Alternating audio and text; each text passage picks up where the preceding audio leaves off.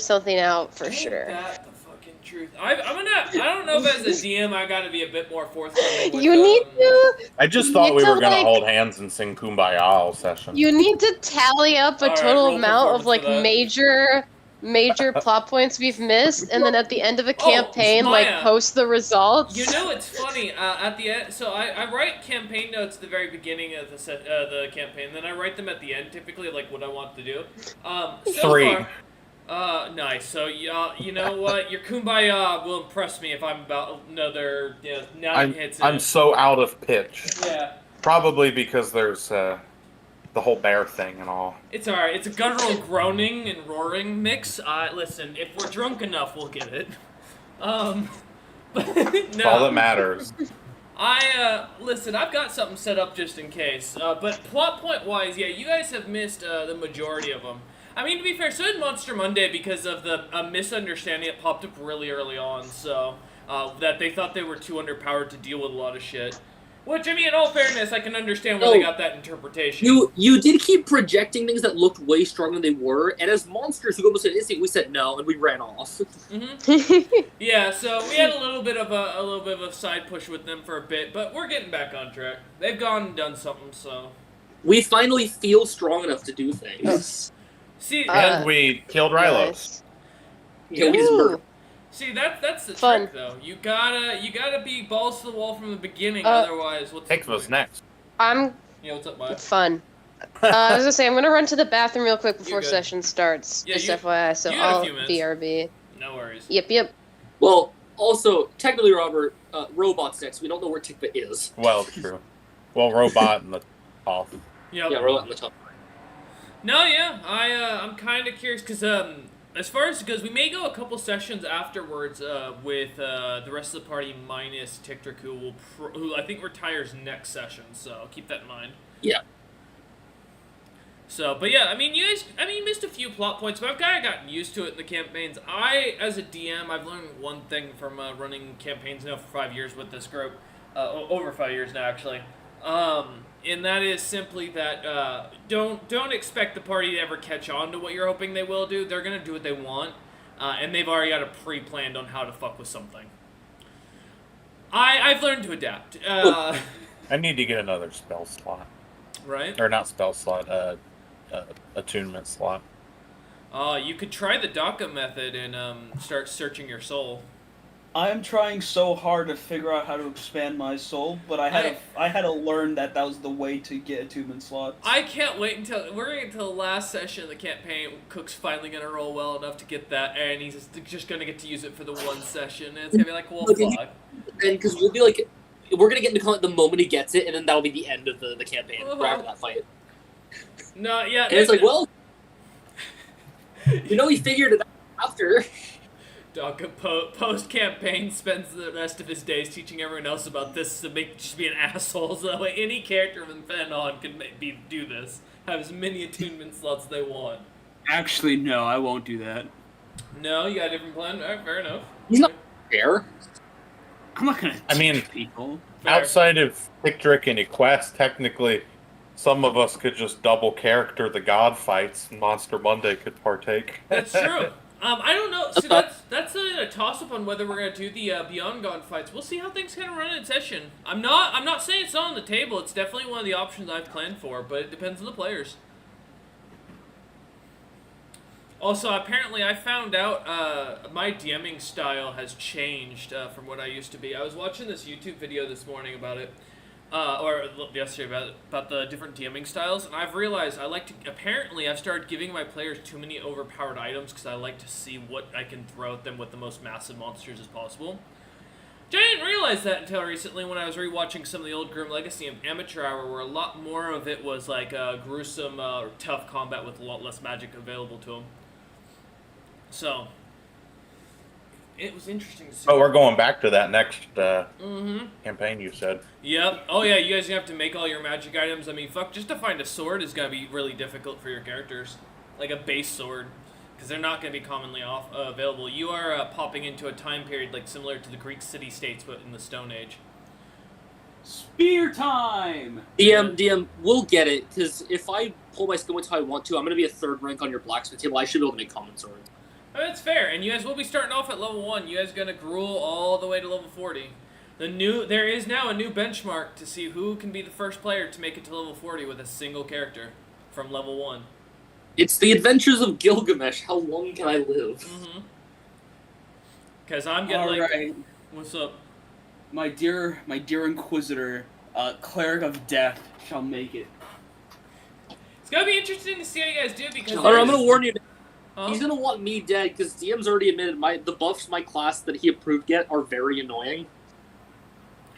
I don't think he's gonna want me around much. Oh, you're Marshall? Yeah, the martial buffs. I will see. I'm kind of curious to see how things are gonna go because you guys are definitely gonna hit a point where at a certain level you're gonna have to start crafting your gear no matter what because you really just can't take on creatures of a certain CR and higher.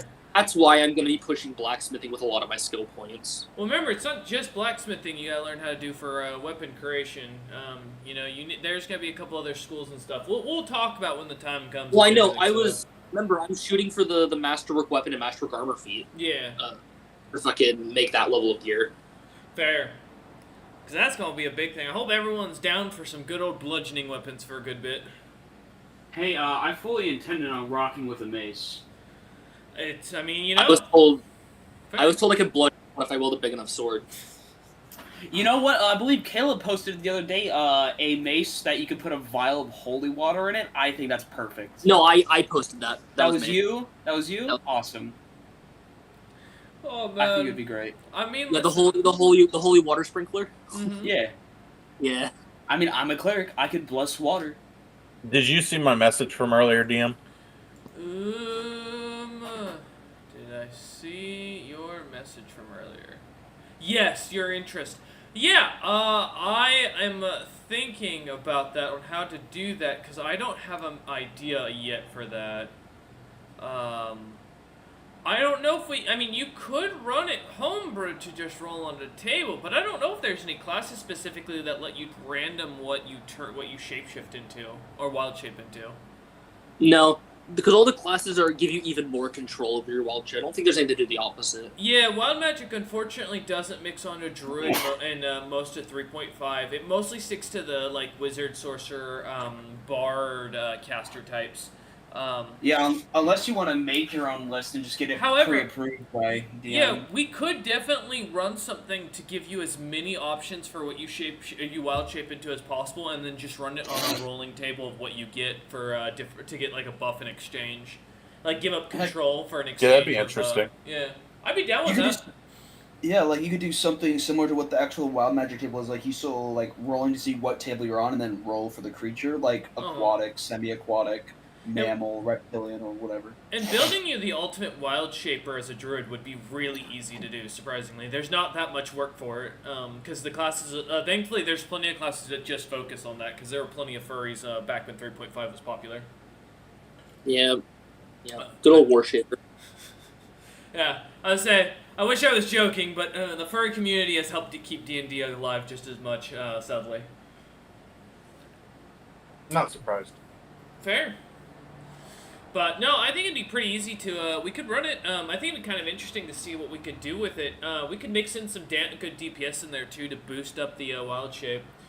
But yeah, it takes some time to do some looking around. That's the only issue 3.5 I will say compared to the 5e is you guys have all the stuff available at your fingertips with 5e because of D&D Beyond. 3.5 you will have to go and read the books and dig around for things. My advice is set what player class you want to be and write down what you're generally thinking and then look through all of the books and see if any of the class names catch your attention for the prestige classes. Because usually it's the cool name ones that kind of catch your eye that are going to help your build the most.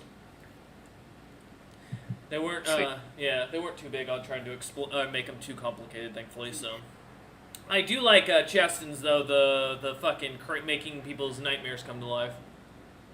Yeah, the Golden Nightmare Spinner. So that'll be interesting to see how that one goes.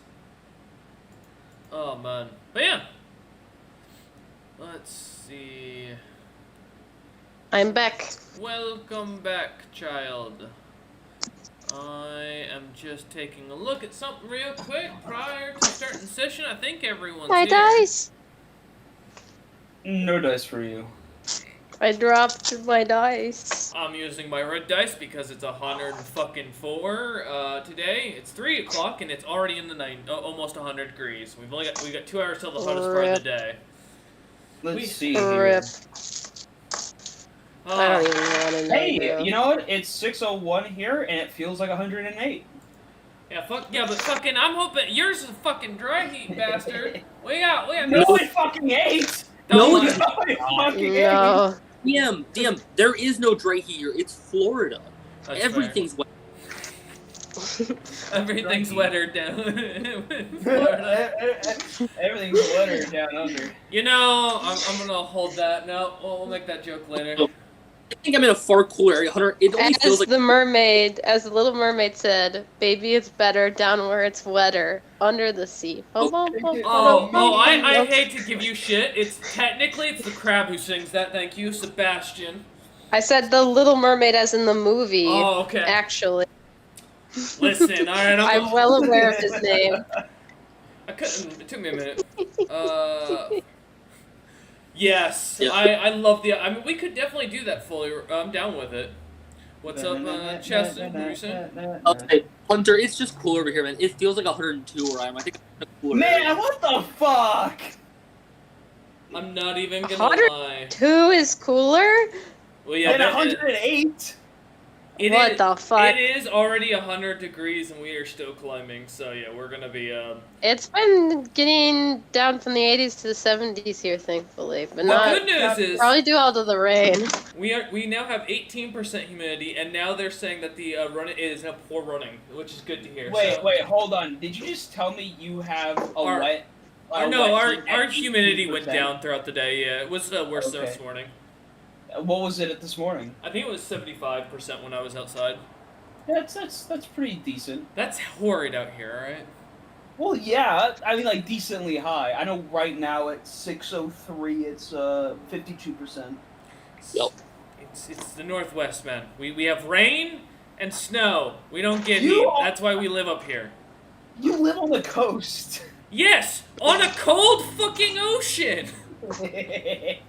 You ever been to an Oregon beach? It's a lot like Alaska's beaches, just a little less snow. Just as miserable, wet, and stormy. You don't go to the beach in the Northwest. There's no fucking, oh, this is tropical oceans like Florida. You go swimming in the water and people are wondering what's wrong with you here. That's fair. I don't really touch the water when I'm in Alaska. Exactly, yeah. People try to out here for some reason. Except that's just the north. Also, since I just noticed Wolf left. There we go. I guess that answers that Yeah. question. Yeah, I don't think he was actually here for. No, he pinged me earlier saying he couldn't actually play, so Yeah. when he was talking shit. But we have had 3 sessions, and as one person caused us to miss out on the last session, that person gets to be the one to remind us what happened last time. So I'm sorry. Congratulations, Kayla, but you are rewarded with reminding us what happened a previous session. Okay. If I recall correctly on what happened last session, because it has indeed been a while. We set up for camp after collecting and capturing a very sweet Elder Tempest. After getting around, we screwed around in the room, trying to find what we could. The body that Stumpy killed came back to life. You're right, sweet is a strong word. Go into another room, we find a Oni woman sitting in a chair in the center of the room with beholder dogs. Don't know what that's supposed to be, but I'm taking it as the name. And we're just trying to figure out what we're supposed to be doing here. And our handy friend, I hope I say his name correctly, Belf, comes around. Too many comments. I'm not reading all that. But yeah, Belf comes around, and Lucius ends up asking it or giving it a command. Next thing we know, we're shot all the way down to the base floor, completing the dungeon without doing a single thing. So that's cool. We were given a choice: either become the 12 lords, destroy most of their power, or just leave. And we chose the first option, and now we're the 12 Lords. So that's great. That's a fair summarization. Oh. And the Kedlis thing happened. Yeah. You know. Kedlis is not. Yeah, just to push this on, a little shout out to Lucius, who managed to fully convince Belv with a quick witted play there to go to the destination rather than complete the full dungeon. And as the joke's been going for 3 weeks, the party has just been basically given a nuke without the instructions on how to use it. At least that's the general presumption at this point on how party's going to be going forward. As part of this dungeon was to teach them about the 12 Lords and the history behind them and like what this all is and what it means. And now we're here. So yes, as you all picked your items, you saw the glow of your compatriots around you grabbing these items, as Caleb mentioned. And then as you stepped away, seeing them disappear into the light, you saw as Kedlis showed up, angrily ended the entirety of Lucius's bloodline for what she saw as disrespecting her and what she had been trying to achieve. Yeah, I do appreciate the Discord going live there. But yes, so we come back to you all at the bottom of the tower, still in the room with the gold all surrounding you with items, jewelry, fashionable pieces. All that you saw was clearly cursed after Lucius's, I forget your ability, but the ability to see when bad shit happens, your omen detector. Grim Psychometry. Thank you. I like Omen Detector, but Grim Psychometry does sound way cooler. And as you all have been resting here for the night after this situation, kind of contemplating, processing everything that's gone on, looking over your items and taking your time to attune to them, you see the other members of the 12 Lords the following morning have all one by one left, heading off in their own general directions. You can all tell as you try to individually focus on each of the other members on where they're at currently. However, due to the fact, otherwise, that they seem to have kind of left your little group waiting in this room. Would Sigrun have had a chance to stop the pebble before he left? No, most seem to be in a hurry to go complete missions of their own, almost like, as if given a second chance. Many of them seem kind of spooked by the situation. I've got a question. Gotcha. Do we see Daka do his thing, or is... Yeah, Daka grabs his eye, seems to show up and pick up one of the statues of Zelman Mills, and follows with the rest of the party. Time is relative, anyways. I Yeah, want to do but something. okay. Yes. I want to thump Sigrid on the head and cast Foresight through my gloves. What? What does that mean for me? Wait. For the 8 hours, you have a low-level, future sight. You have advantage on all rolls. So what is this like for Sigrun when this happens? As they're like kind of waking up from, as everyone's kind of coming out of their tents and everything, kind of gathering around the area, Durali seems to kind of get up, I imagine, and just kind of walk over to Sigrun, calling Sigrun to lean forward, and flicks Sigrun in the forehead lightly, and suddenly you see, for a moment, you see a few seconds into the future, and you see Durali apologizing and explaining what she just did, and then it cuts back to Durali explaining what she just did and apologizing. Whoa! Did you just make me drunk or something? I'm hearing double. You can see the future. Whoa! You said that twice. So you have advantage on all rolls, and anyone attacking you has disadvantage for the next 8 hours. You also all notice that Vormorn has not left. He seems to have stuck around with you all. Sigrun's looking at her hands and she's doing probably dumb shit throwing punches to see them in the future and then see them happen in real time. Just dumb shit like that. As you start to trip out from it, slightly messing around with it, you all watch as Sigrun kind of sitting there, starts practicing different fighting stances, different moves, throwing different punches. What's the rest of the party up to? As Key is apparently trying to get Vormorn's attention. I feel like Key could speak. Come on, I believe in you. Well, you posted an image, so I was replying to the image. So I will just say, hi, how was your trip? Oh, well, there was a little bit of this, a little bit of that. Folks dying. The Underdark is definitely an interesting place, I'll tell you what. Well, I guess all that matters is that you're safe or back safe and sound. Thank you, Key. You're welcome. I saw all that happen before it happened. I'll be honest, the nicety made me uncomfortable. Durali's having a moment when she realizes what her gloves are made of. Oh God, no! Oh no! So I come out of my tent and looking my gloves over, still new to me. And I look up at Sigrun, and all of a sudden I just turn invisible. Hey Lucius, I can see it to the. Whoa! Whoa! He's gone twice. What? Lucius, you're going to appear in a few seconds. This ring is weird, guys. Oh, Lucius, you should see the axe I got. And she grabs it and she offers it out for you to hold. Next thing you're gonna say is this shit's too heavy. I think I'll just look at it from here.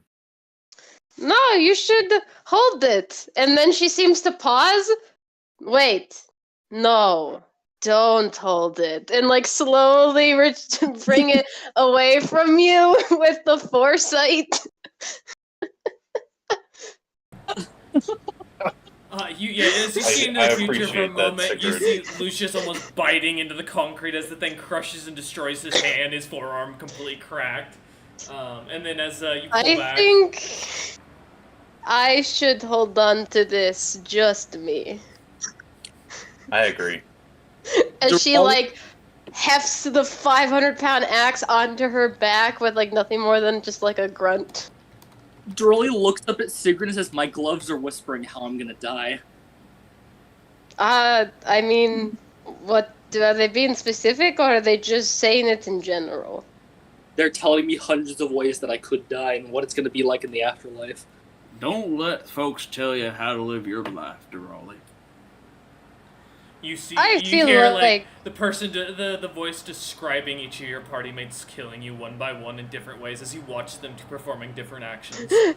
Sigrun will accidentally crush you to death with her axe. Yeah, it just continues on at a very quiet whisper, not enough to be really annoyingly noticeable, but noticeable enough to keep it so you hear everything. Have you tried plugging your ears? Is the other voice anything? No, it seems to be completely silent right now. Okay. I've been under the threat of death enough times. This is nothing new. Yes. I mean, I feel like you get close enough to death, it starts to become a good friend. So, where are we going? Well, I don't know what all you lot have plans now that we're official lords, but I have people who need me, and let's just say some karma to pay back, eh? As long as they're innocent people, Sigrun. I thought I spoke to you before, and maybe I haven't. I have no qualms with the civilians of the Helly. It is the nobles with whom my revenge lies, and honestly, they treat the Helly almost like the lower class, almost as shit as they treat the Scrofey. I'm sure ridding of them will do a lot of good. Besides, there's a lot of land they stole from my people, ancestral homelands that needs claimed and brought back to us. We can get that land I cannot. back. Yes. I mean, I don't plan to destroy their entire way of life. That's a little bit extreme.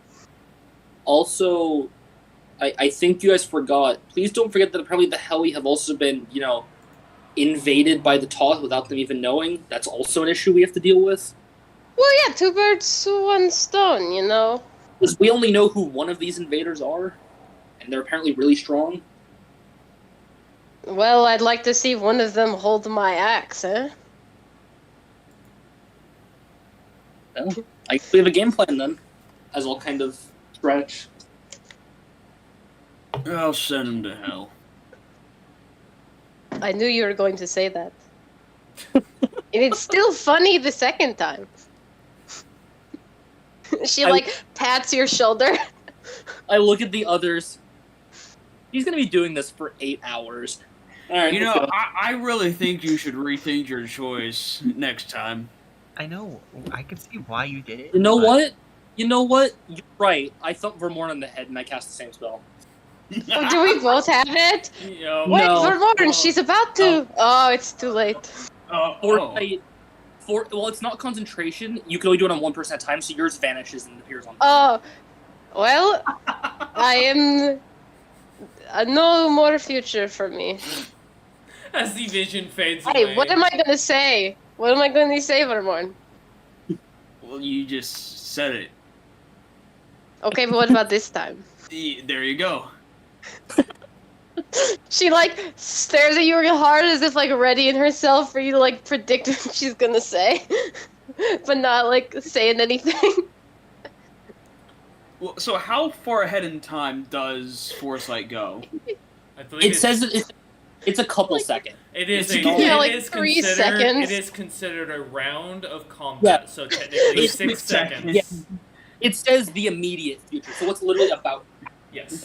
So Vermorn would see Essegrun's waiting for him to predict her move. She gets the sudden bright idea to try to throw a punch and see if he can predict it. And I don't know with 6 seconds if he can react fast enough to dodge it. There's something called a reaction. Yeah, You so, have- he has his have reaction. So yeah, you'd have disadvantage at attacking him, and he'd have advantage on as far as it goes. So if you want to swing to hit him, go ahead with disadvantage. Yeah, just Essegrun's oh, if I punch him, surely Yeah. he'll know. Throw me that unarmed strike. Okay. Well, at a disadvantage, it's 21 to hit. You miss. As you watch as Vormor Whoa! ducks out of the way. You can see the future, just like I did. That is so cool. Thoroughly. Have you been able to do this the whole time? I waggle the fingers of the gloves. No. Those are made of skin. Yeah. Well, yeah, no aren't leather Hey. is skin. But do you know whose skin they're made of?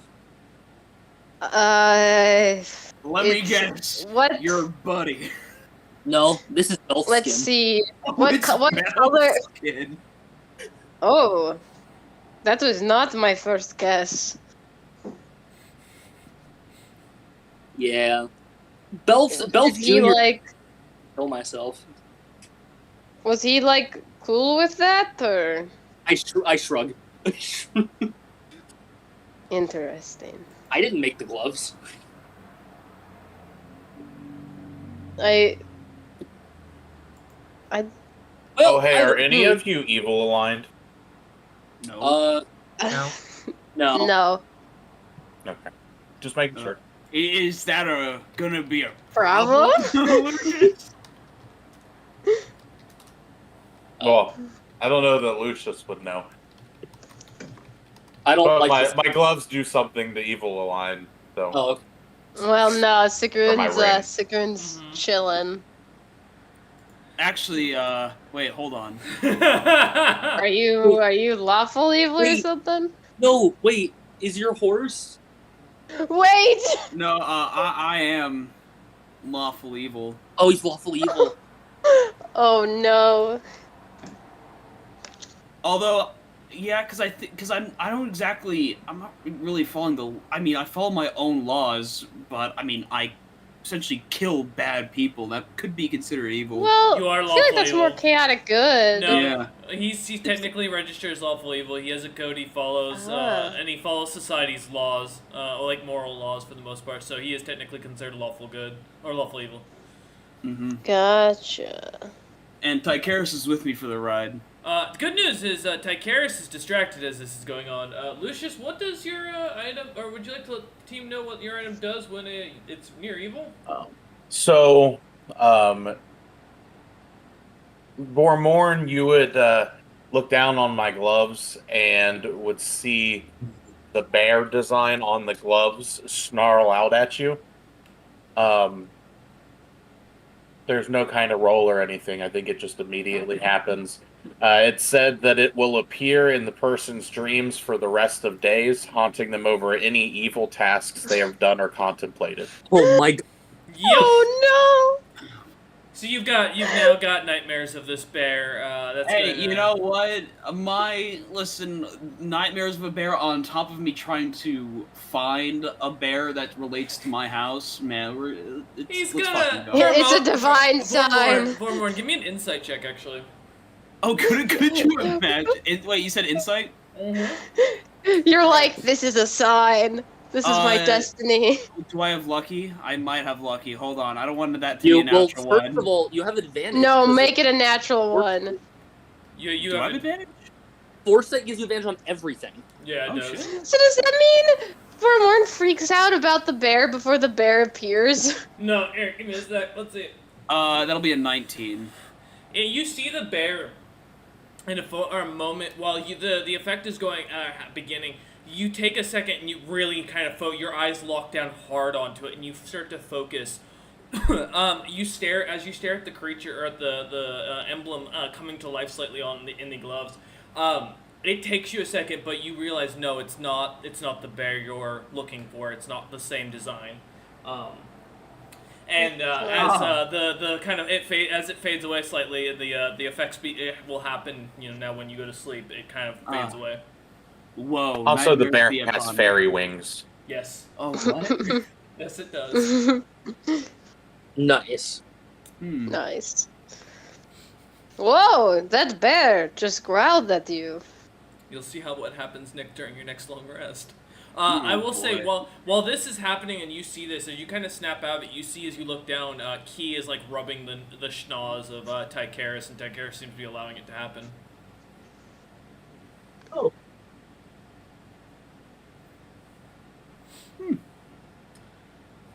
But as you all kind of take a minute and are looking around at each other, taking in the new items, taking a second to contemplate, you still see, you can see that the room still has the door slightly cracked open that goes back into what looks to be a large temple for a moment, and then the imagery of the temple seems to kind of fade out to a black darkness, or a blackened darkness, and leaves an empty space on the other side of the door, as you can now kind of see through the crack of it. It's still slightly ajar, yeah.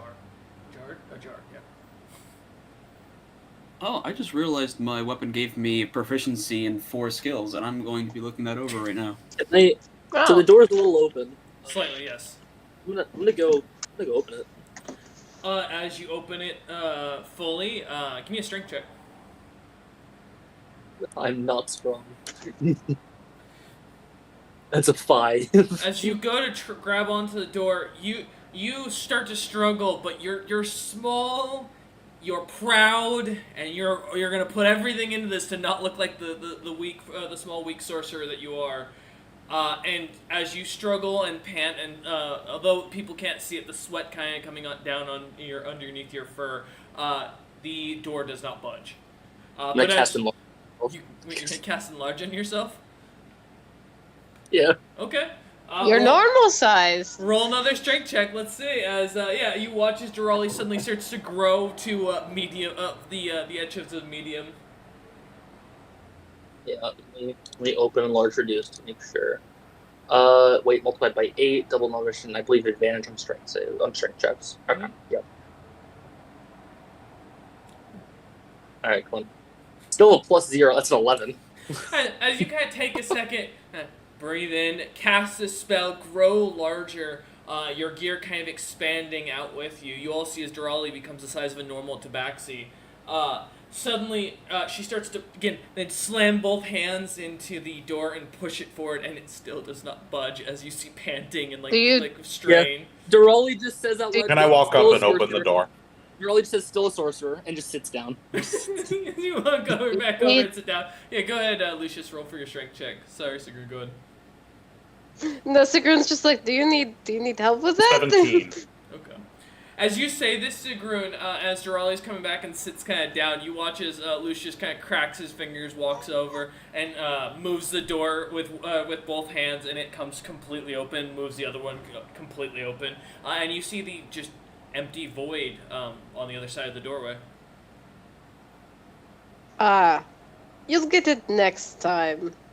And, like, reaches to pat your shoulder, aims a little too low out of instinct, and, like, pats your thigh, and then, like, corrects herself and pats your shoulder. I think Sigrun just molested Durali. I'm just gonna shrink myself back down. Doc, or Vormorn, suddenly in your head you hear Tycheris say, I think there's something going on there. That's just so strange. I think it's quiet. Well, so what are we doing here? What's the goal? I don't know. Are we going? You saw back to light. Ellieland? You saw light, and you saw someone calling for you before you got teleported into here originally. So that was before you ended up in this room with the rest of the party. For Good to know. Yeah. Someone called for me. Did any of you call my name? I do not believe I did. I was. I didn't even know you were here till I saw you grab the thing. I'll say I shake my head. I don't recall. Do you know the He is whispering. sound of the voice? Roll let's go insight. I'm feeling insight checks today. But also Me? because it makes more sense. Yeah. For Vormorn to see if he recognizes the voice. All right. I forget I 22. got What's up, Key? Yeah, you gotta turn up your mic, a little bit. 22. You did not Vormorn, but for some reason it almost had like a magical effect to draw you in while you watched all your companions around you in the corner of your vision being slaughtered in the Underdark. Well, whatever that voice was, mighty helpful. Also, do the others hear the voices coming from my whip? No, they are quiet currently. Gotcha. A lot of voices in these items. You know what? Listen, there are some souls in here. Don't worry about it. Oh, mine's open to residents. Well, I mean, I feel like the souls in here are not exactly souls that power it or something. I think they just may be trapped. Because I mean, it's not like an exalted.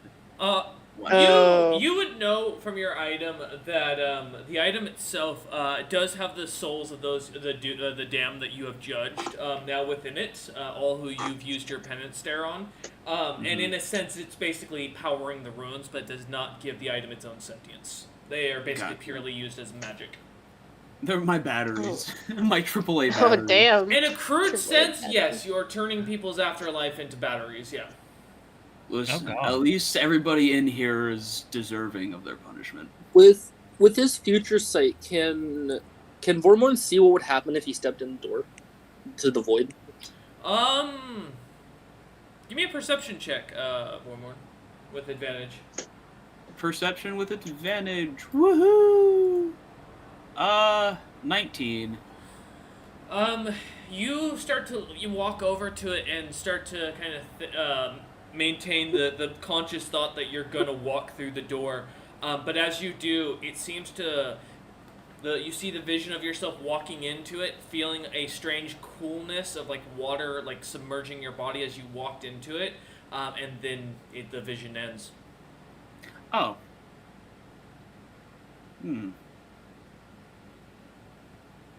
I mean, are you alright?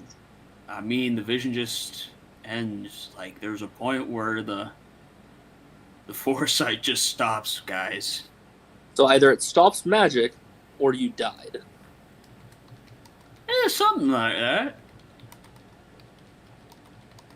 What if you put something on a rope and throw it in? I mean, alright. Who has rope and who has an item? I I think can people have cast- items. I mean, I'm going to put my hand on the doorway, and I would like to use my grim psychometry. Good man. Yeah, let's see what you got. 18. All right. You, for a moment, as you hold your hand against it, it takes you a second, and you think for a moment that if no one has made it down to this room before that hasn't taken the lore, you realize that you as you're about to use the ability, you kind of stop yourself for a moment and kind of stare at the door and kind of look back at the party with this realization. I'll pull out hold some on, rope. hold on. Dorali says, give me a second. Give me a second. As she's like staring at her right glove this time. You hear the voice once more suddenly kind of whisper, and it goes in a very soft and more daintier, masculine voice. It repeats that it will react to the user, and that it just keeps repeating that as you ask that question. It will react to the user. There you go. All right, I'm going in. My voice don't go that low, that high, sadly. All right. As you walk up to it with that, as you kind of pass what's up, Sigrun? Yes. No, sorry. Continue. Oh, okay. I'll As say you my pass, piece after. as you pass Lucius, as he kind of steps away from it and walk up to the door, what are you gonna do? I'm going to, while thinking about where the airship is, like outside where we landed, I'm gonna step in. Okay. As you go and put your hand against it, you all suddenly see as the doorway changes to the outer icy peaks. You see the blimp is now been strapped down by a rope and looks to be fully guarded by a bunch of what looks to be Death Knights standing around it, all fully clad out in magical armor and weapons, looking to be on guard duty. You can see the fortress only a few feet off to the side, be like slightly behind it. It looks like your blimp has been captured. Or airship. Well, As you look at this, the doorway does kind of bubble for a minute, and the glove once again whispers to you to focus harder. Okay. I'll focus harder to like on the airship. Sure. Roll an Arcana check. Still not okay. Still a sorcerer.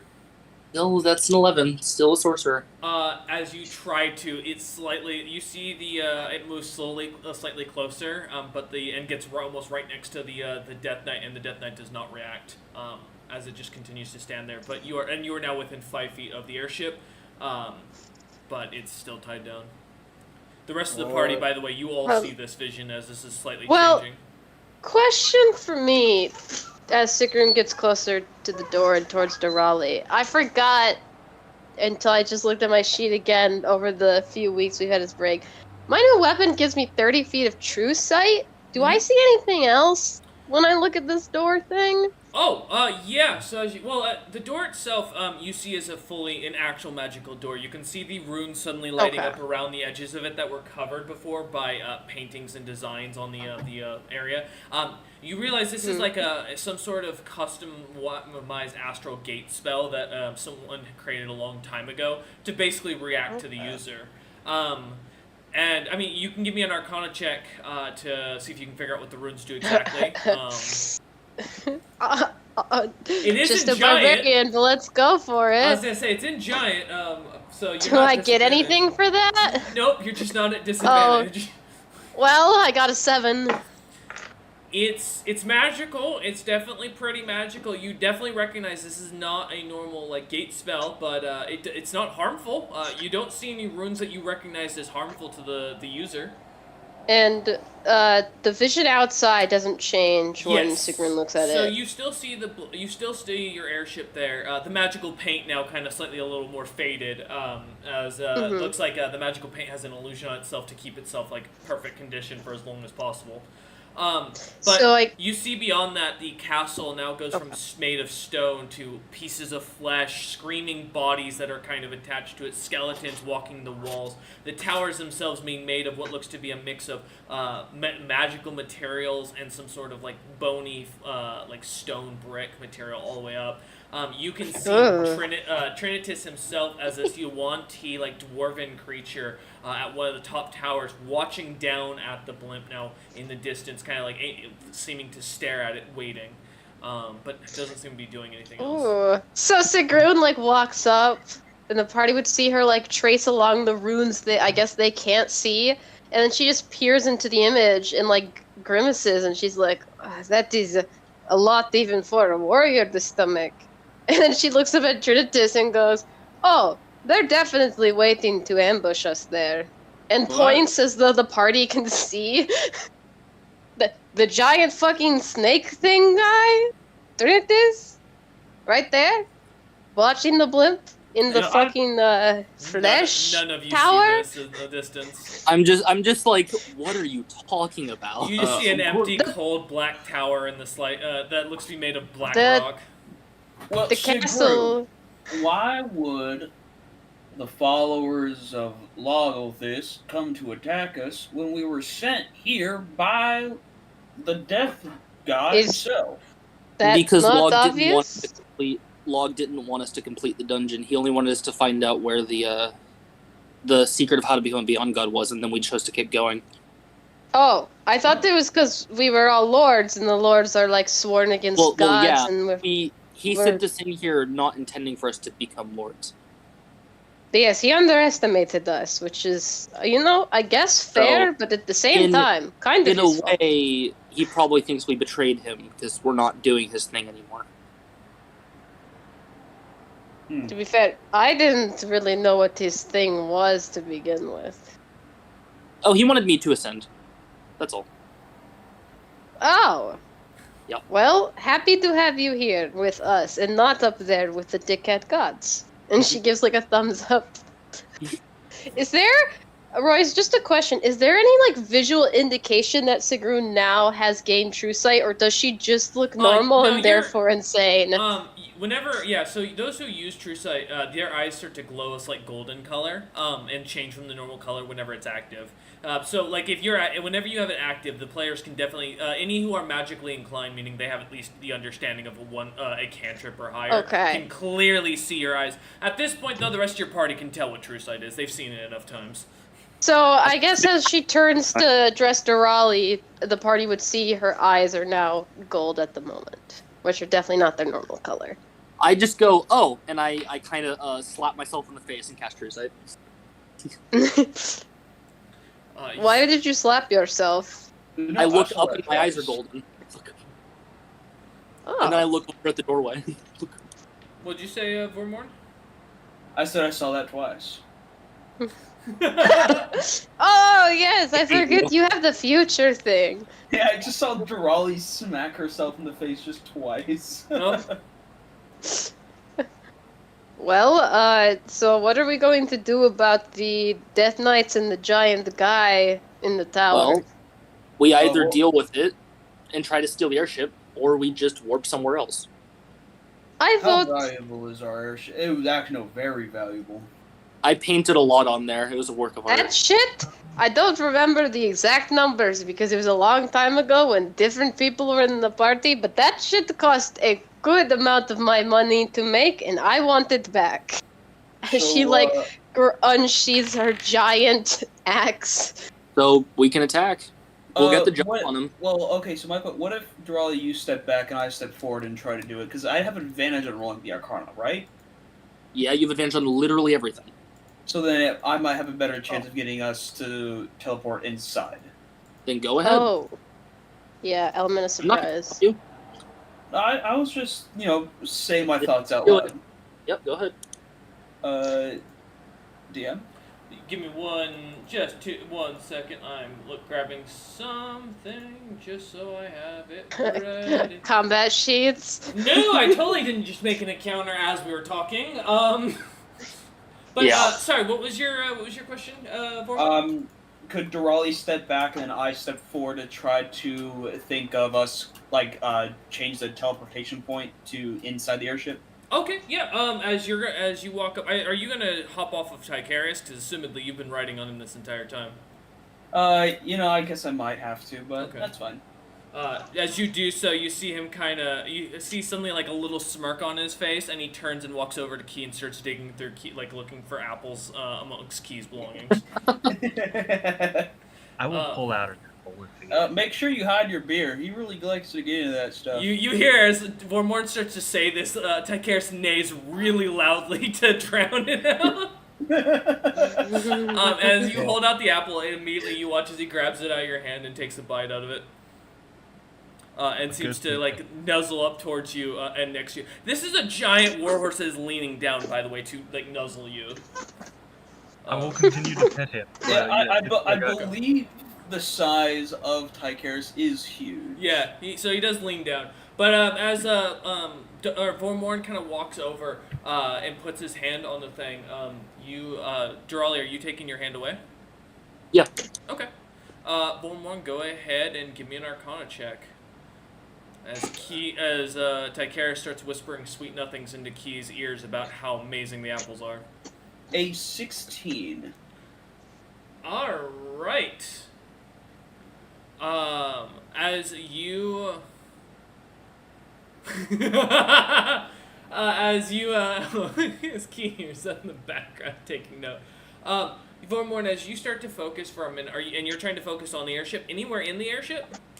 Or just on top of the deck? Let's just say like the helm. Okay. Like where the wheel is. Okay, as you start to focus, you see it pops, the gate pops onto the top deck and seems to just kind of aim you towards the captain's quarters and where the wheel, the helm is. Alright, folks. In you go. Alright, Thinking Sigrun. of going there, yeah. Sigrun goes in with her axe drawn, ready and eager to test it out. I'll go in next. Caster Okay. support. All right, Sigrun, go ahead and start rolling initiative as each of you are going to be going through. I'm also going to turn invisible before I go through. Okay, good enough. I'll step Nice. up. He got nothing Yeah, better to do. Sigrun's not bothering the stealth for As you this do, unless Key, he already Nice. said so. Tycharis walks with you. Nice, P. Tycharis must have tripped my ass because I got a 1. 1 initiative. Damn!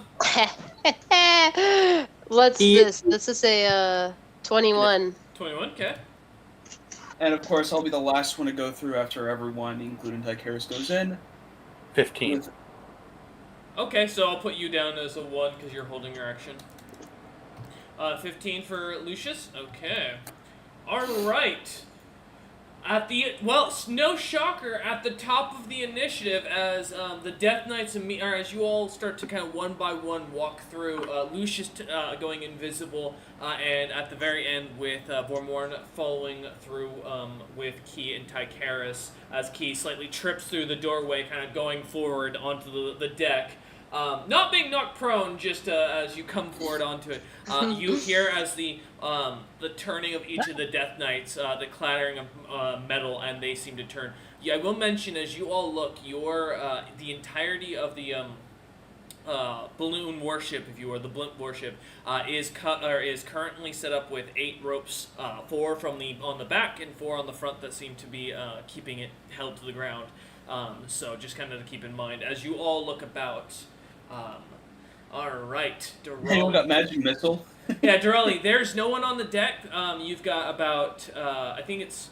Oh, actually, hold up. Sigrun, you have the item, don't you? For the who has the worship in their inventory?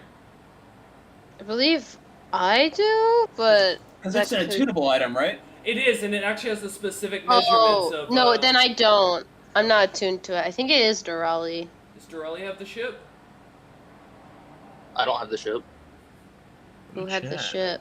What was the ship? Lucius? Someone was attuned to it. Did Lucius Who- have the ship? It wasn't the No, I fucking was never Pebble, attuned was to it? No. No, it wasn't Pebble because Pebble was gone before we got this ship. Yeah, that's I what was I saying, thought. because if no one's attuned to it, you're gonna be sitting here for an hour trying to attune to this item. Yeah. Somebody has I know the for sure orb. someone was. Yeah. I'm looking at my inventory right now. I don't see it in my inventory in general. Maybe someone got accidentally unattuned? Does Key Check have your it? stuff. I say, because one of y'all... I can confidently say I didn't have it. I'm kind of tempted. Wait, I gotta look at something real quick. Wait, hold up. Did one of y'all didn't- actually, by accident, leave it with... let's go down to... Where is it? Rejected Potential... Or no, Peaceful Future. We didn't. No one accidentally deleted it or something, right? Because we had the ship after. Are we it. sure it was attunable? Because I swore someone had it without needing to attune to it. No, I could be wrong. Yeah, It might have been a Wait. different ship. Wait, was this the 7 ships that the one of the 7 that Pebble, that we had? Because that one wasn't tunable. No, It was just- this is the item, this is the ship Sigrun that Sigrun got mission. from Carviel to make. Yeah, Carviel brought more than one because the dude brought a bunch of crystals that turned into ships. Oh no, because we stole this from Carviel just recently. No, that wasn't attunable. Oh yeah, this is Carviel. Yeah, we stole this. You stole We stole it Carviel's because we ship. lost ours. Okay. Yeah, Carviel ship was not attunable. It did not have been attuned this long. You're Yeah, because remember, we lost ours and then we stole his. Alright, His making just sure, ran. making sure. Okay, yeah, no, fair enough. Yeah, Alright, I got that mixed up. as Alright. you I don't all remember. as you all come onto the ship, I don't have the listing, so it'd be the same as any other, which I believe was. Let me pull up the item then, real quick.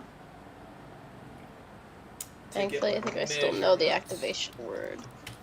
Oh, this ship doesn't have an activation. It's just a normal. Yeah, it's not gonna be as. Okay.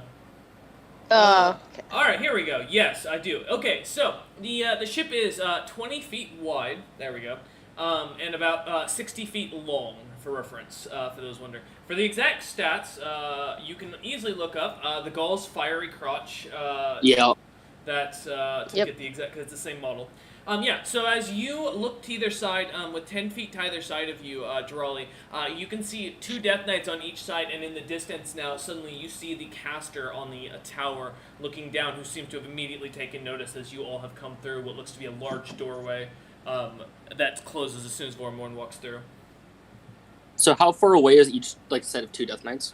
They are a total of 15 feet from you, technically 5 feet extra down, so... Perfect. If it's my turn, Yep. You're up. I'm gonna point a hand at one of the 2 sets. It really doesn't matter, and I'm gonna cast Prismatic Spray. Okay. Let's see what you got. So I need a Dex save from each. Okay. Well, that's a 10 for the first. And that's a 10 for the second. Wow, that's 2 4s in a row. Nice. So I need to roll 2d8 to see what kind of beam Okay. that hits each. Let's see. The first is a 7, Okay. which is violet, so immediately he's blinded. Okay. At the start of his next turn, he can make a wisdom save to try and fight against the blindness. Okay. And the second one... Ooh. Special. The target struck by 2 rays. Okay. Here we go. Oh, no. So that's a 5 and a 1. So 10d6 cold damage and 10d6 fire damage. Alright, go ahead and roll it up. Alright, here's your fire. 38. Okay. And your cold at 40. Alright, yeah, as you shoot off rays at the second guy, he seems, or the second Death Knight, the Death Knight seems to take in the magic and the eyes start to glow, but you do see clear damage as the armor is pierced by the ice and fire seems to melt at the flesh, clinging to the undead bones. Okay. Let me look at my second option. Is if I'm not moving, I have a giant list of spells because of this item. D&D array.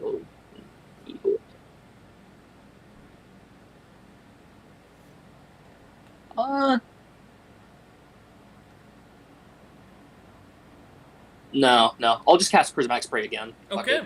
let's see what you got. Same Alright, thing so for both of them again? Yeah, once again, 2 dex saves. Well, that's a 2 plus, that's 8 for the first, and that is fucking 23 for the second. That's both a fail. Oof. Okay. DC 24. Ouch. So, first is fire. And the second, that's a 6 this time. The target is restrained. All right, you watch as the blinded Death Knight suddenly is grasped by shadowy hands that seem to hold it in place as it struggles in vain. So, this is treated, at least from here on, he is restrained as petrified. So 3 successes or 3 fails, and we'll see what happens. All right. At the start of each of his turns. Yep, and then the fire damage for the other. Yep. Let's see what you got. D6.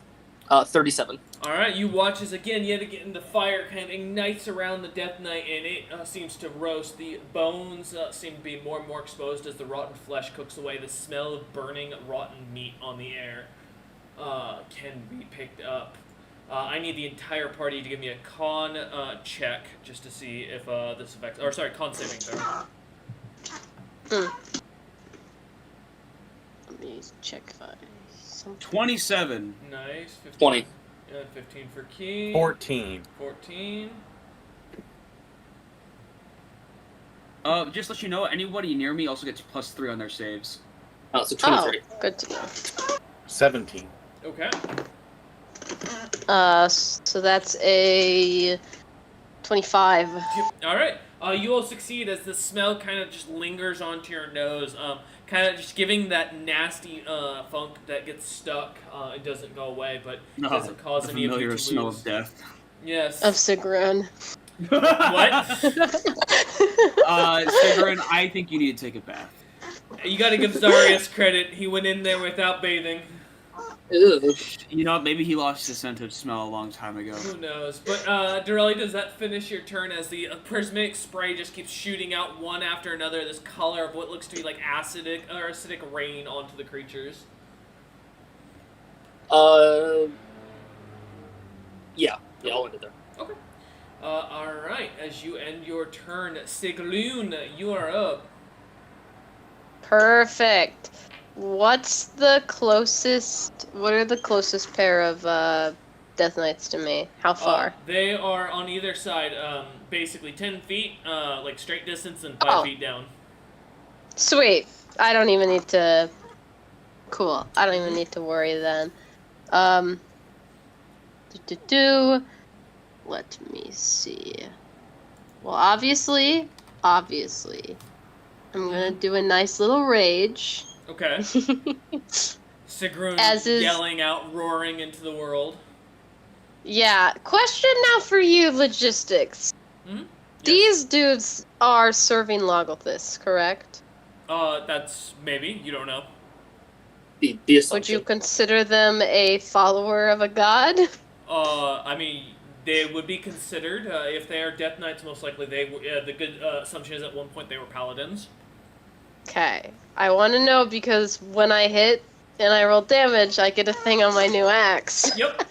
But I guess that's an if I hit, so I guess maybe I shouldn't be so cocky. I will be rolling. So the first one on my, well, I'll just say my right. I think Sigrun looks to there first. Okay.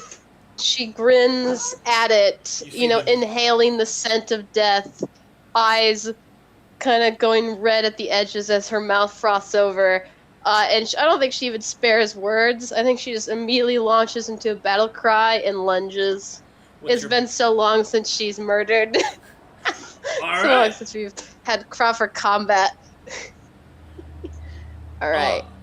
All right, as you charge off, raging out. I'm checking.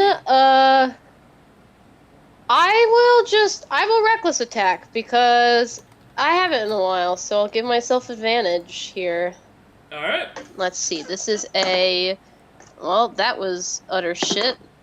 That is not as shit.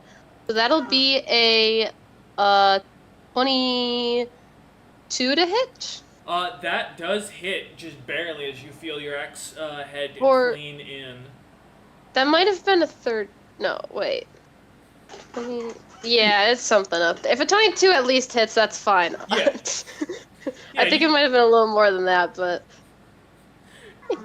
3 weeks off, you gotta reread the character sheet. We no, understand. it's a new weapon, so I'm not used to the bonus. Gotcha, Actually, Gotcha. I will figure that out next turn.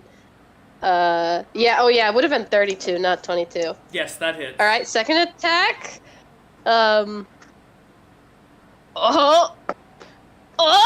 well, I'll let you know what. It was a 17 and 18 on the die, and I Okay. believe, Yeah, that's if I'm correct, my weapon's a critical hit on a 7 to 20 on the die. Yeah, go ahead and roll your confirm to see if you can crit. Okay, will do. I wasn't expecting it that early on. No, just a 10. Okay. And you got double the dice or double the damage as you go taking a stage dive off onto one of the Death Knights? I think I'll double the damage, but I have to roll my good old first attack first. So that'll be... I'm doing this digitally because I just cannot be bothered. Damn. Too many die for this weapon now. I can't.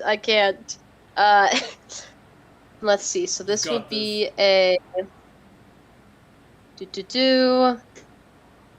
So that'll be a plus the 16th. Wait. Does anyone remember, because it was weeks ago, if Sigrun unenlarged after becoming a lord, or if she's still enlarged? You did.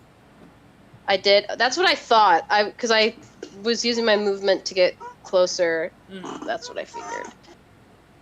Cool. So then I don't get that extra damage. I do, however, get my great old radiant damage, if I can find it. It's a sort of consumer all over again. I know most the players won't get that in this group, but for those who've been around for a while, you'll remember that ridiculous weapon. Alright, so that'll be... And then if these are followers of a god, let me know and I'll roll that extra... They would count, yes. Okay, so then I also do the extra 46 psychic damage bypassing immunities. I believe that this will be my total for the first attack then. Okay, as you slash into the creature, feeling the axe head bite deeply. It also... I don't know if they have anything on them, but when I fight a god or a follower of a god, I have a chance to shatter any non-legendary rarity items. Ah, yes! Do they have things on them? They do. They are all carrying magical cool. gear with them. That is very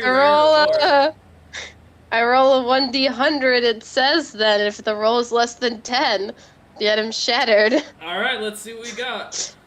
Do I roll in person or do I roll? I'll roll digitally this time. Either works. Okay. Okay. High roll. And now for my second attack. Yep. Let's see what you got. For my crit, which will, I think I just said double damage, so that... Double up all the damage. Yep, it'll be that, and then I don't get the sneak, I don't get the radiant, because that's on my first hit, so, but I do get the 46, so yep, when fighting a god, and then I think I get another D100 roll on my second attack. You will. Yep, cool. Gosh, I'm not used to this power. You'll get. Don't worry, you got it. They don't have shields, do they? Yeah. No, they do not. Cool. I didn't think so. So that will be 36 doubled is what even is that? 72. Is that really? Yeah. Oh my gosh. As you like pull the axe out of the wound, hearing the nasty grimacing like liquids kind of starting to sludge out, the squish of the weapon pulling out of the flesh and the bones kind of cracking as they pop back together or kind of land against each other. You kind of pull back and swing yet again, chopping even deeper into the creature, watching again as it slices clean down to the belly. This creature now is like entire right side slightly hanging ajar. The creature seems unfazed whatsoever, although it definitely looks like it's not able to fight as effectively. Cool. And then that'll be 84. Now I get the good rolls. So I guess the party would watch as Sigrun cuts into the creature with even more ferocity and force than before, seeming to... I'm not sure how the psychic damage appears to the outside eye, but I imagine something on her axe glows or gives some...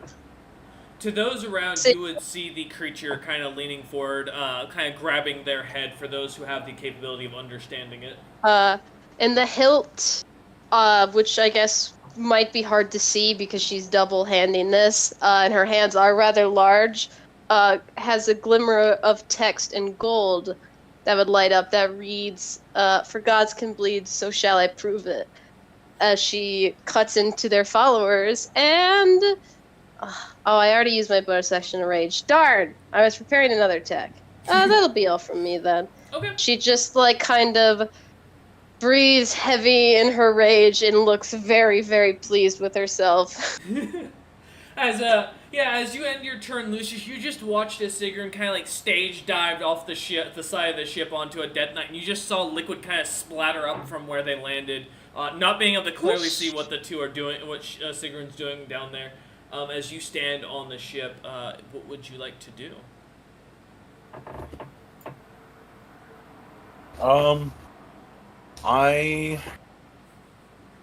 How close am I to the closest ropes holding the ship down? You are in total about 20 feet either on either side, because they're at the front and at the back of the ship. Okay. Are there Death Knights? Which side are they closer to, the front or the rear? All four Death Knights are on the sides, the sides of the ship.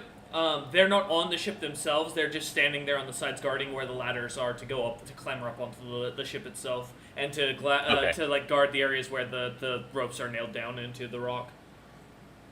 I'm going to head to the back of the ship then. Okay. You start running. Are you staying in human, or are you in your hybrid or bear form? Because I know you're. Well, right now, yeah, I'm in human form. Okay. As it's still invisible, kind of running up the stairs, you see the three ropes holding down the ship, all very taut, seeming to kind of slightly glow a little bit as you look over at them. And I'm also listening to make sure nothing's trying to blindside me. Give me a perception check. Alright. Oh, that's not a D20. That's a D20.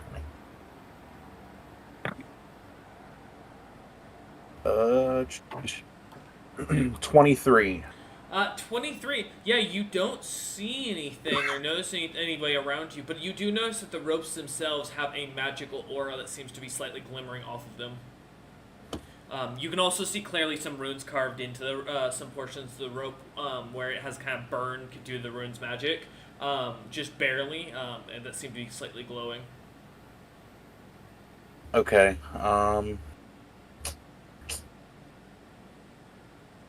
Well, I will.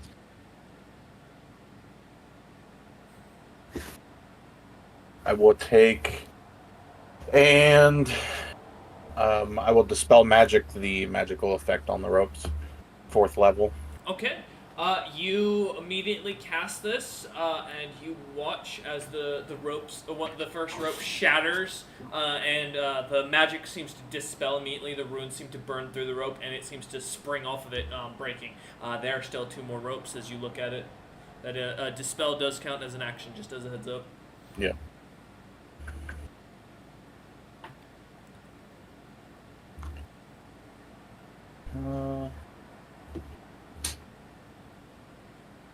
And I'll yell back to the rest of them that. Point. No one. Well, is the invisibility is your from your item, not from concentration, correct? Correct. Okay. Yeah. So as you stay invisible, the rest of you hear this voice coming from behind or from in front of you, up near towards the helm, but you see no one there. As you all look, well, for those who are still on the ship. Okay. Yeah. Lucius, does that end your turn? Let's see, I moved. I used an action. Mm-hmm. Yeah.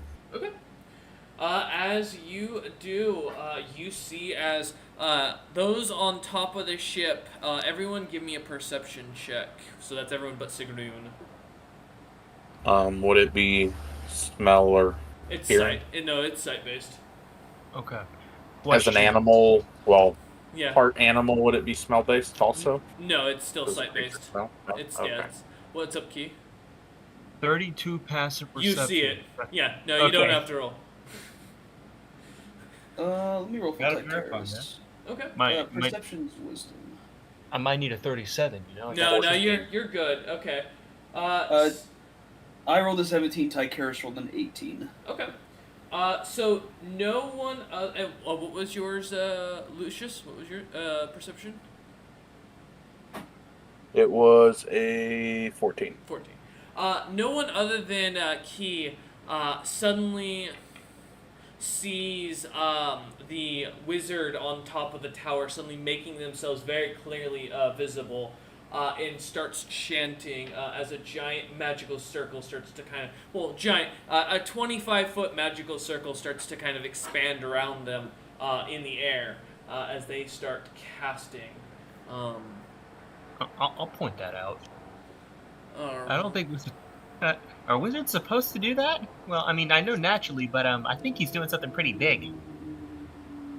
I need a dex save for Sigrun. Well, first, if Key points it out, do I see it? Yeah, you can see it. I'd like to use my Master Sorcerer Room. Oh. I copy the spell. Oh, okay. Yeah, you suddenly see as Meteor Swarm suddenly becomes a spell that you now know. Okay. Sigrun, give me a dex save. The party's not gonna. You said on a ship, so. Sigrun did not see this? No, but you are where the meteor is landing. No, it's cool. I just wanted to check because my barbarian feature specifically says dex effects that you can see. Oh, you would be able while to not see, blinded and incapacitated. You and would stuff. be able to okay. see the meteor coming down. You just wouldn't be able to see the spell. Oh, okay. No, I was like wondering about that, but I'm like Sigrun is pretty, in it right now. So Hey, No, if Sigrun was a wild barbarian, maybe Sigrun would be able to pull something that Daka did. Maybe. Oh boy, do I want to know? No. Do I still get your +3, by the way, Cook? Or no. How far away is Sigrun from Vormorn? 15 She feet. didn't move much. 15 feet. What is the range? I will double check. I need to. I don't think need to see the range on that. I'll say I think the range stands at a high level paladin.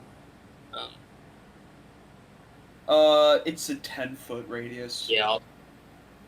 Well, wait, hang on. I need to check something real quick. Oh yeah, it's all 5-foot reach for my things when I'm not enlarged by the ring. Yeah, okay. So that's I'm checking something else. Where the fuck did it just go? Yeah, that is that's it. Only like a 13 total. I didn't really roll good. Ooh. Okay. But 1 second. I think I have a thing. Uh-huh. Let me find it. If I fail a saving throw while raging, I can re-roll it. Okay. And use the new roll. So if I'm failing, which I'm assuming I did. Yes, you did. I get to re-roll. I'm gonna roll the ship's deck save at disadvantage in the background as well. Well, I got a fucking 13 again. So. Oh, don't worry, the ship got a nat 1. Oh, nice. Would you count this as an attack? Yes. I can see. Yes, I would. Yeah. Then, okay. This is gonna be a little weird. It's a new thing Sigrun just got. But Well, is it a targeted attack or just No, a dex this area? is an area of effect. Then I don't think this applies. Never mind. Continue. Alright, perfect. So the ship is going to, and Sigrun will be taking a total of, as it rolls, give it a minute, 73 points of fire damage. The ship is Nice. at 375 HP. And then we're going to do another for the bludgeoning, as this is the first meteor. Cool. I love meteors. I love meatballs. I was literally just about to make. I like them better than veggie eaters. All right, you as the meteor hits, you take another 60 points of bludgeoning damage as well. On top of that, 6D, you said? Yeah, 60. Yeah. The ship now has a hole in the side of it that is fully cratered into the ground. The ropes themselves do save and manage to maintain staying intact, tied down. But you watch as the completely painted canvas where Durali has been working quite hard is completely scrapped underneath the meteor, as the giant hole is now on the side of the ship. Half of Zaya's painting is there, but the entire Tikva one has been torn down. What the fuck? I'm double raged. I'm double raged right now. This means war. Yeah, Durali rages. Alright, well that was his first. Since he's not moving, he's going to do that again. So I need another dex save, Sigrun. Cool. I'm checking some things real quick. Oh hey, the ship succeeded! Finally! Yeah! If the ship succeeds and I don't know what I'll do. So my question is, how would the ship succeed, though? It has a dex modifier It of rocks, +1. it's or rocked a to the +5. side by the explosion and dodges the other meteor. Yeah, you mean? I've got the book open because I didn't have it in the item. From the Arms and Armament, the item or the ship does have a dex stat of +5. 14 this time. Yeah, no. How far away is he? Roughly, I'll say because of Key's passive perception being as fucking high as it is, you can measure it out to, he's probably around 100 feet from you. Oh, okay. I can't do anything. Never mind. Yeah. I will mention... Sigrun's just... Yeah, he does definitely, he is doing something to make these spells go a further distant, or a bit further distance and seem to be... Well, I'm pretty sure meteor storm is a range. Oh, it is, yeah, it's a mile long, yeah. Anyways, Oh. It's like a mile. Yeah, let me roll my damage, Sigrun, as you fail. Yeah, Sigrun just, gets hit by a meteor, turns around, gets hit by another meteor.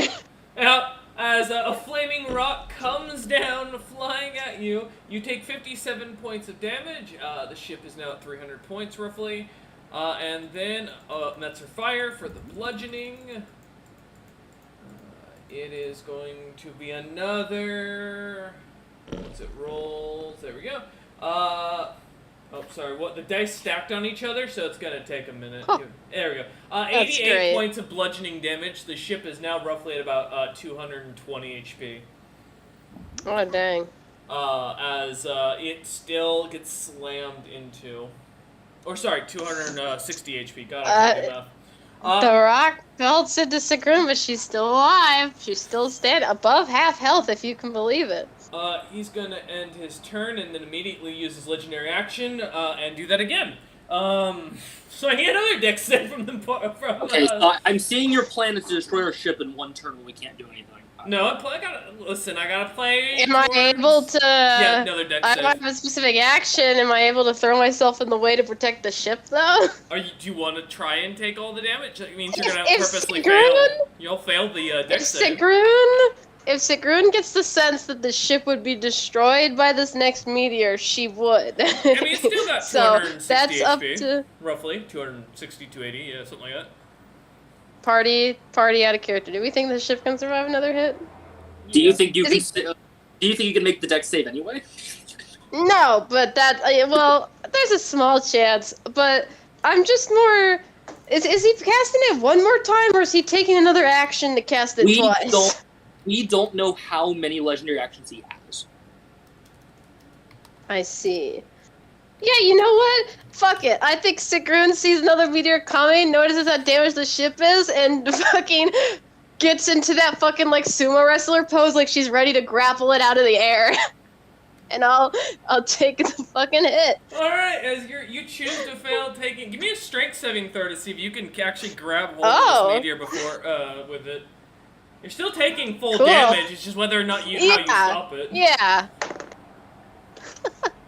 That'll be a... Let me double check. Well, those are auto fails because they can't even make the save. So actually, let me add that in here. Okay. Oh yeah, what about the fucking Death Knight? The two Death Knights on the side are dead, by the way. I will let you know they don't have, they ran out of HP. This includes the one you were petrifying a moment ago. You know, it's petrified now. It definitely is. It's all stone. I was gonna take him. I think it's rubble now. I was gonna take him as a trophy when he petrified. Cool. I got a 21 on my strength. You do not manage to like hold on to it as it kind of overwhelms you, and it will knock you prone. As you try and as the meteor comes flying down, you hold out your hands, pumping out your chest as much as possible, getting angrier and angrier, letting out a roar. You grab hold of it, and as it starts to push you back, you for a moment feel confident and feel like you're gonna hold it, and then as you suddenly the weight really hits you, and then you start to sink into the ground more and more underneath it, and then to be fair, collapses on top of you. I did get a shit roll, so Sigrun's just a little disoriented after being pelted twice by meteors. She's a little dizzy as she tries to grab it. That ends his turn. His legendary action. What's the damage? So yeah, let me roll that. That's 20d6 again for the fire, and then 20d6 bludgeoning. Give me a minute. It's... Oh, we're rolling. We got... Maybe? I hear one spinning still. Give it a second. And 68 points of fire damage on top of... Let's see how much bludgeoning. It is amazing. You've just taken 3 meteors and you're still standing. Well, because Sigrun's in rage, right? So it's all half damage. Yeah, it still hurts. Mm-hmm.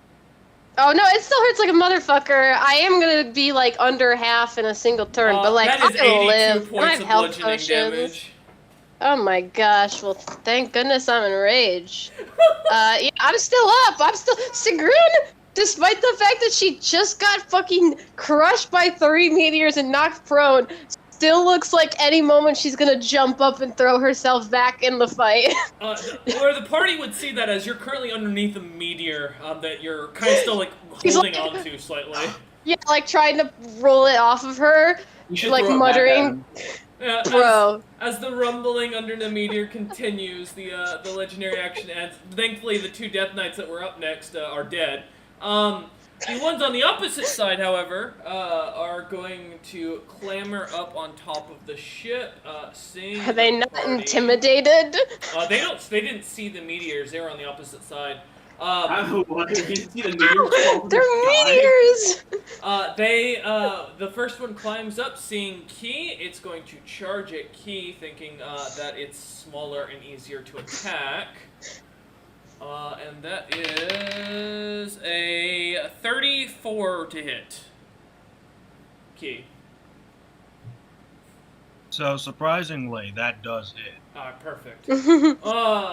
Alright, as the longsword comes down with magical slashing damage of 8 points of slashing damage. I know. Hold your butts here, guys. Butt held. Plus another 11 points of necrotic that you feel as the sword kind of bites into you. As the creature grabs hold of you, though, it's going to... Oh, well, actually, nope. Yes.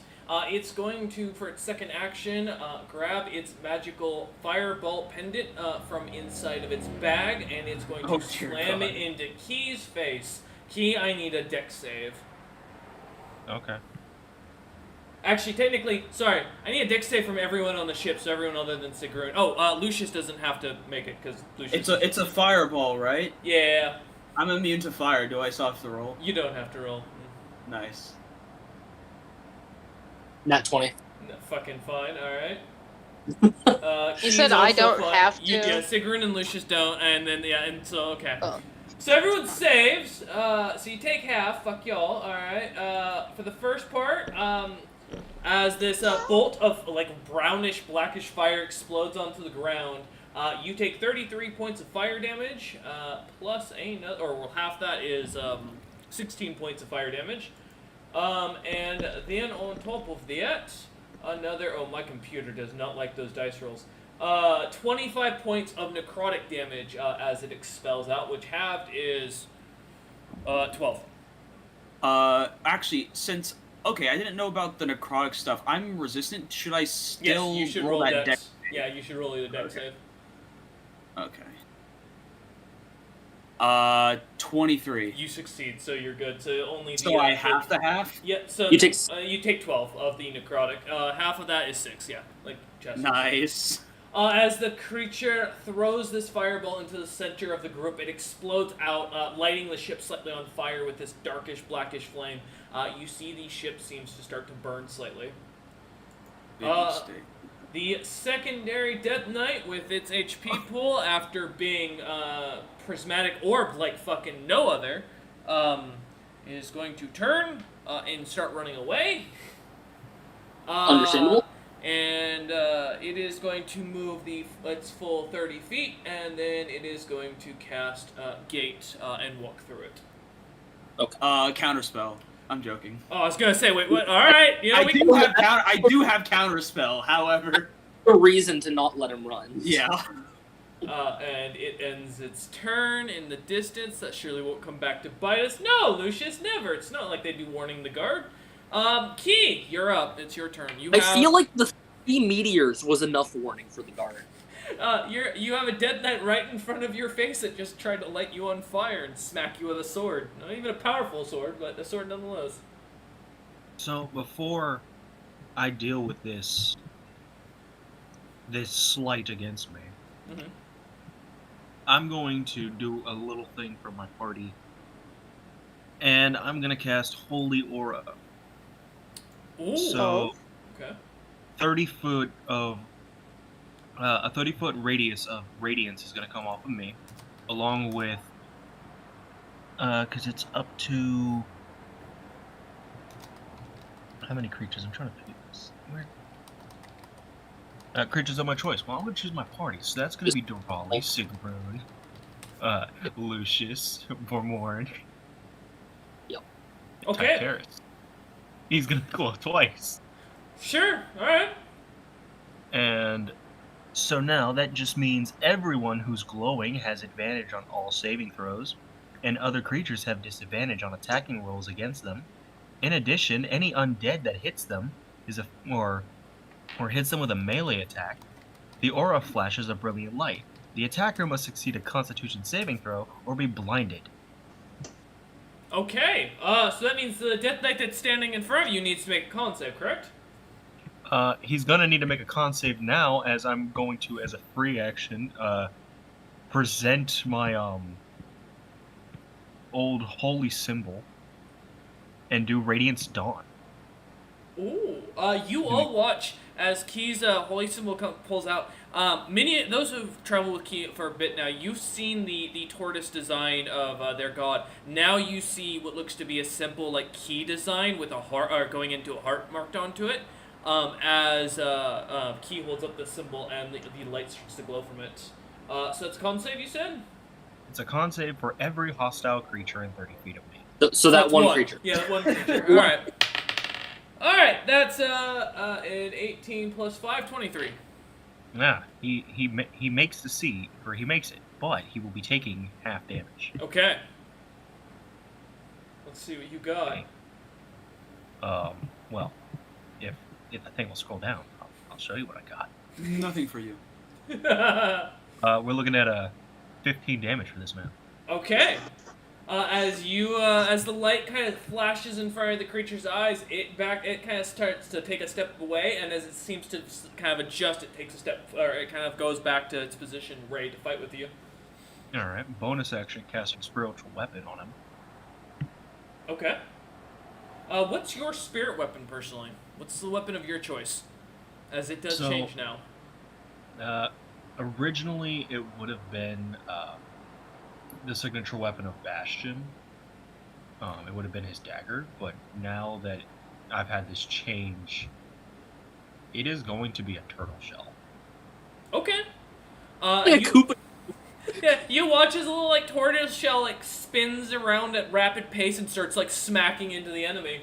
All right. 16 does not hit as the creature, although not really having any sort of emotional understanding, seems to like slightly move out of the way, almost at a strange reaction. That's cool. That's cool. So I'm not moving. Mm-hmm.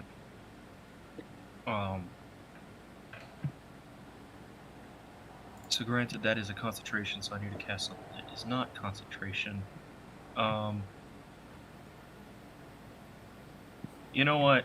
To help out the friends, I'm gonna cast Guiding Bolt on him. Okay. That is going to be this level. So let's. I can't. That is that's a 20 to hit. You watch as the bolt makes contact. Go ahead and roll your damage. As the turtle shell, the bright turtle shell of light goes flashing through suddenly from Key's holy symbol towards the Death Knight. All right. So now everyone, if I know this correctly, everyone should have. I think it's the next person. Yeah, at least the next strike against it. Yep. Yeah, the next strike against it gets, or the target will take 46 radiant. Okay. Alright, as you watch as this tortoise shell shoots into it in the most macabre design of, like, Mario Kart you've seen. As it slams into the creature. Shell. Yeah, and, like, the light kind of invigorates around the Death Knight, giving it a slight little, like, glow, as it feels, if it was alive and, like, fully, like, there, it would feel warmth of, like, love from Key in a sense, but as it is a creature, doesn't seem direct in the slightest. Alright, Key, does that end your turn? Yeah. Alright, as you finish up your turn with this creature, the light still slightly simmering off of the Death Knight, Vormorn, you are up. Alright, I'm going to expend 5 of my movement speed to get on back of Tycharis. Alright, you climb on top of Tycharis, who seems to neigh at the movement. And which would mean I get advantage against this Death Knight when attacking. Correct. And that's exactly what I'm gonna do. We're gonna keep it simple. Okay. So, I didn't roll an advantage. Okay, so 24 to hit. 24 hits. And as for actually, wait, hold on. What did I roll? I just need to double check just in case it didn't activate the. Yeah, no, we're good. All right.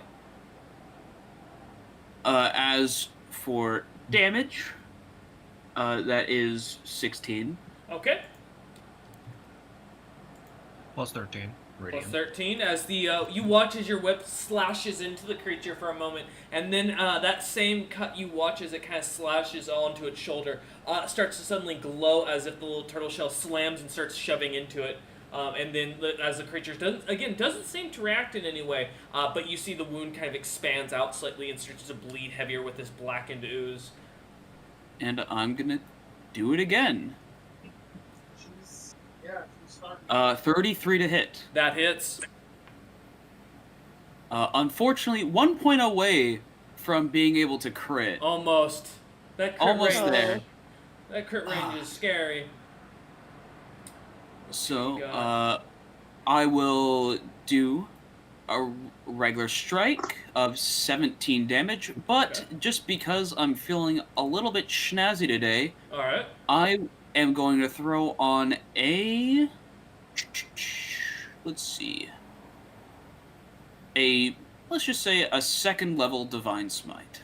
Alright, let's see what you got. And I believe a base Divine Smite... Let me look at that real quick, just so I can... And it's a D8 additional from... Okay, so 3D8 extra radiate. Extra radiant. For Come God on, Slayers, big I money. really made you guys radiant focused, and I don't know why. 12 extra you, radiant. You watch as the light again splashes into the same area of the creature's wound from earlier. As the whip goes flying, it cuts into it and causes it to separate as the flesh burns away from the light, slightly, again, keeping the wound gaping open, but the creature does not react in the slightest. And as for a bonus action, I'm not going to do anything. I'm okay. Okay. Alright, as you end your turn, that brings us up to the top of the order. Durali, you are up. As you see this one Death Knight standing here waiting, trying to fight with Key. The rest are gone, and Sigrun on the side of the ship you saw just get smashed in meteor after meteor as you heard wood crunching on the side. I take a deep breath, because the last time I cast this spell I had really bad memories, and I'm going to cast Time Stop. Mm-hmm. Okay. Is that a save for anybody else, or is it just an auto? I forget. And It's an auto. And what's the range? It's 1,000 feet. Okay. Let me check one thing real quick. Yeah. It describes it as if I move more than 1,000 feet away, it stops. I'm assuming 1,000-foot radius. Yeah. Yeah, I'd assume. Okay. Yeah, as you watch as time around you seems to freeze and calm, you see for a moment that there is a blue humanoid just standing at the helm watching the entirety of the group that seems to have just appeared. Huh, I wonder who that is. 1, I'm going to act like I don't see it. 2... Side-eye, then panic, look back at what you're focusing on. Go ahead. Yeah. When you had Adrian cast Time, you let me make all my party not affected by it. Was that an Adrian specific, or can I do that? That was something for Adrian's hidden feat. Yeah. Okay. And I will roll this to see how long this lasts. That's a minimum time stop. That's not fun. All right, I have 2 rounds. Okay. Along with my bonus action this round and everything. Okay. How many are left? Tying us down. Lucius, when he commented, Lucius didn't say how many, but I can tell you out of character, there'd be 5 left currently. Okay. I want you to know between my 2 turns and my bonus action, I'm gonna break them all. Okay. So I will first use Quicken Spell. Okay. To, as a bonus action, cast Dispel Magic on one of them. Okay. What's Dispel Magic's range? 60 feet. Okay, yeah, that's perfectly fine. You watch as one of them snaps and normally would snap and explode, but as time has stopped, nothing has happened. You just watch as the glow dissipates. Yeah. And then my next action, since I'm not moving, I'll cast it 2 more times to break 2 more ropes. You see 2 more of the ropes follow a similar pattern. The magic immediately stops showing as an aura around the rope. Yep. And then the last action, I'll do that again. Okay. I'll burn 2 more.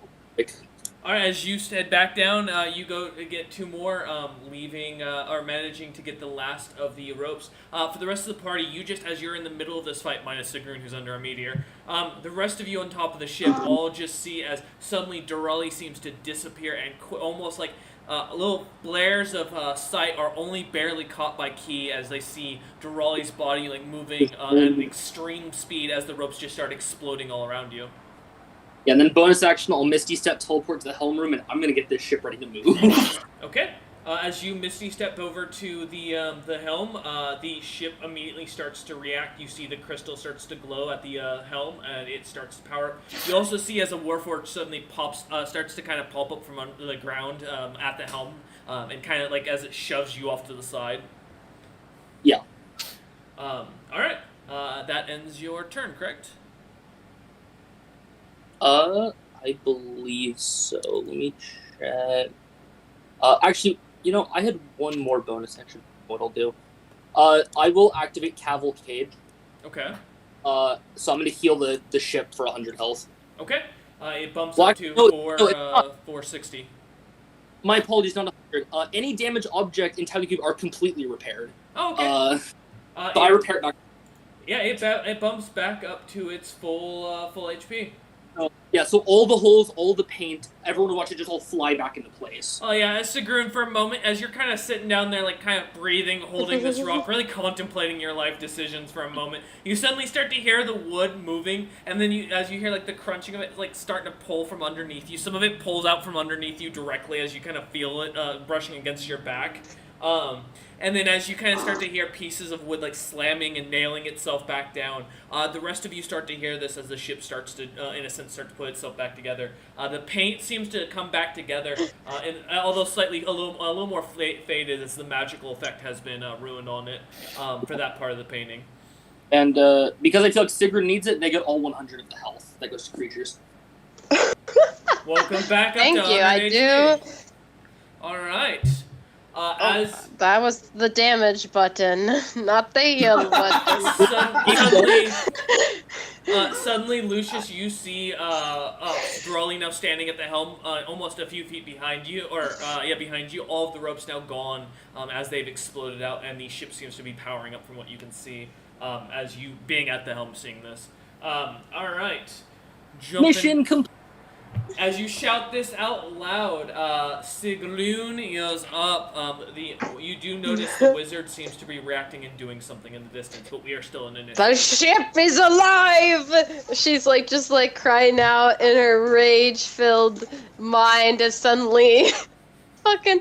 I just imagine the 100 HP, so she just suddenly feels an invigoration, and she's gonna attempt to, shove the meteor off of her, or get up with it, one of the two. Alright, let's get a strength check. Let's see what you got. Okay. Which of the dice shall decide my fate? I think this one. You said save, correct? Check.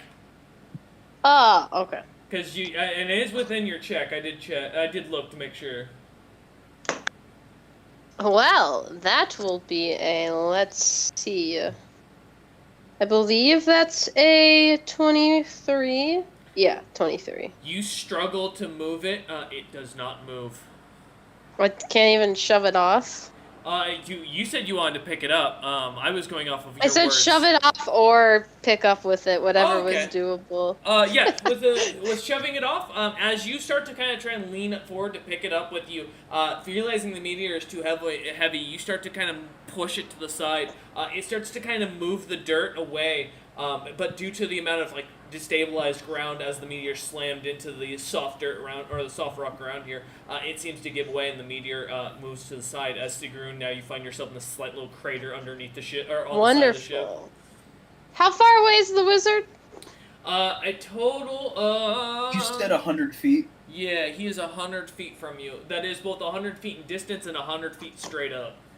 Also, I want to put out there, the moment it's right, this ship is going, Maya. I'm pretty sure Sigrun would notice at least that. Well, hang on, I'm running a quick math crunch right now. Don't mind me. How, just straight up vertical, right? No, he's 100 feet, in front and then 100 feet up. Oh, 200. No, technically no, and technically yes, but yeah. Technically, not technically, yes. Diagonally 100 feet from you. Okay, I'm Pulling trying up to see. See, they were right. You were her going to use speed it is outside of doubled. Technically, okay, I could get to him. I don't know how far back I'd get to the ship within the same turn, though. Is the If you only want to hold issue. an action, I can give you a ride. Well, I don't know if I have anything ranged to get to him, but I definitely want to fucking get to him. Tycheris has a 90-foot movement speed. Hang on, I'm checking something. Oh, wait a second. Oh, wait a second. Never mind. I think... I think I can make it to him. I'm gonna double check the math. I think I can make it to him and back to the ship. You will be going into the castle itself, just as a heads up. The flesh castle. Yeah, that's the only thing I'm And potentially I will worried mention, about. Yeah, I will. I mean, if you want to, I can give you you can try and roll an intelligence check to see if you think this is a good idea or if there's anything you recognize as a problem. The real question is the flesh castle even? Am I even able to enter it, or will it like consume me? But theoretically, I can end up with 320 feet of movement. So, it is feasible to get there and back. Now the question is, it's a flesh tower. Does it seem feasible in Sigrun's mind as she's angry looking up at it that she could stab her axe into it and like drag herself up it? Like, unlike stone, which is pretty unyielding and hard to get a grip on, this is flesh. Give me give me a survival check. Let's see. Yeah, she's dealt with flesh before. Surely. This wasn't the direction I thought that would be. Alright. That's a 25. 25? Yeah, you're almost 100% sure you could, like climbing spikes, climb it with your axe. You also, but as you look at it, you do see bodies like that are screaming on the outside of the tower and such, so that people might try, there might be people that try to grab you that are fused with the tower. And you don't know what that could do to you. If I just go up the tower, it would just be like the 100 feet then, though, yeah? Yes, but that would also mean you'd have, if you're going inside of it, you don't know what the inside looks like, you don't know how bad this could be. I meant just climbing it. Yeah, it's 100 feet forward and 100 feet up, so you'll have to use 200 feet most of distance if you're gonna climb and run. 200 feet, yeah. Oh yeah, I'm, okay. Guys, this is Sigrun. I no longer have foresight. I don't have anything to tell me this is a bad idea in her rage mind. So Sigrun looks at the wizard who hit her with 3 fucking meteors and immediately, feels a instant sense of anger and the need to get to him as quickly as possible. And through this, she is going to expend a charge on her new fancy axe to cast haste upon herself. I believe it's just a free thing. I'm double checking.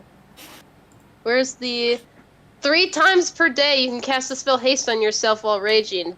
What does that count as? Is it just a free thing? Is it for your item? Yeah, for my axe. It's my Power of the Ancestors rune. Yeah, so you can just cast it as a free, it's an action, because you are still casting the spell, but you can cast the spell as a free thing, yeah, while you're raging. Oh, okay, sure. So it is an action. It does count as an action, yeah. But if I get up to there, I can fucking grab him. I could fucking grab him. Okay.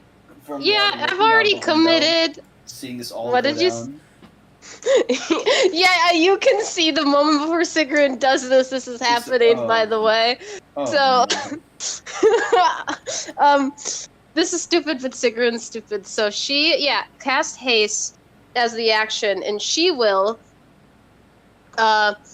with her axe. Now that she's hasted, she's now been given 80 feet of movement to sprint up to the tower, and she's going to, as she's running, bonus action dash.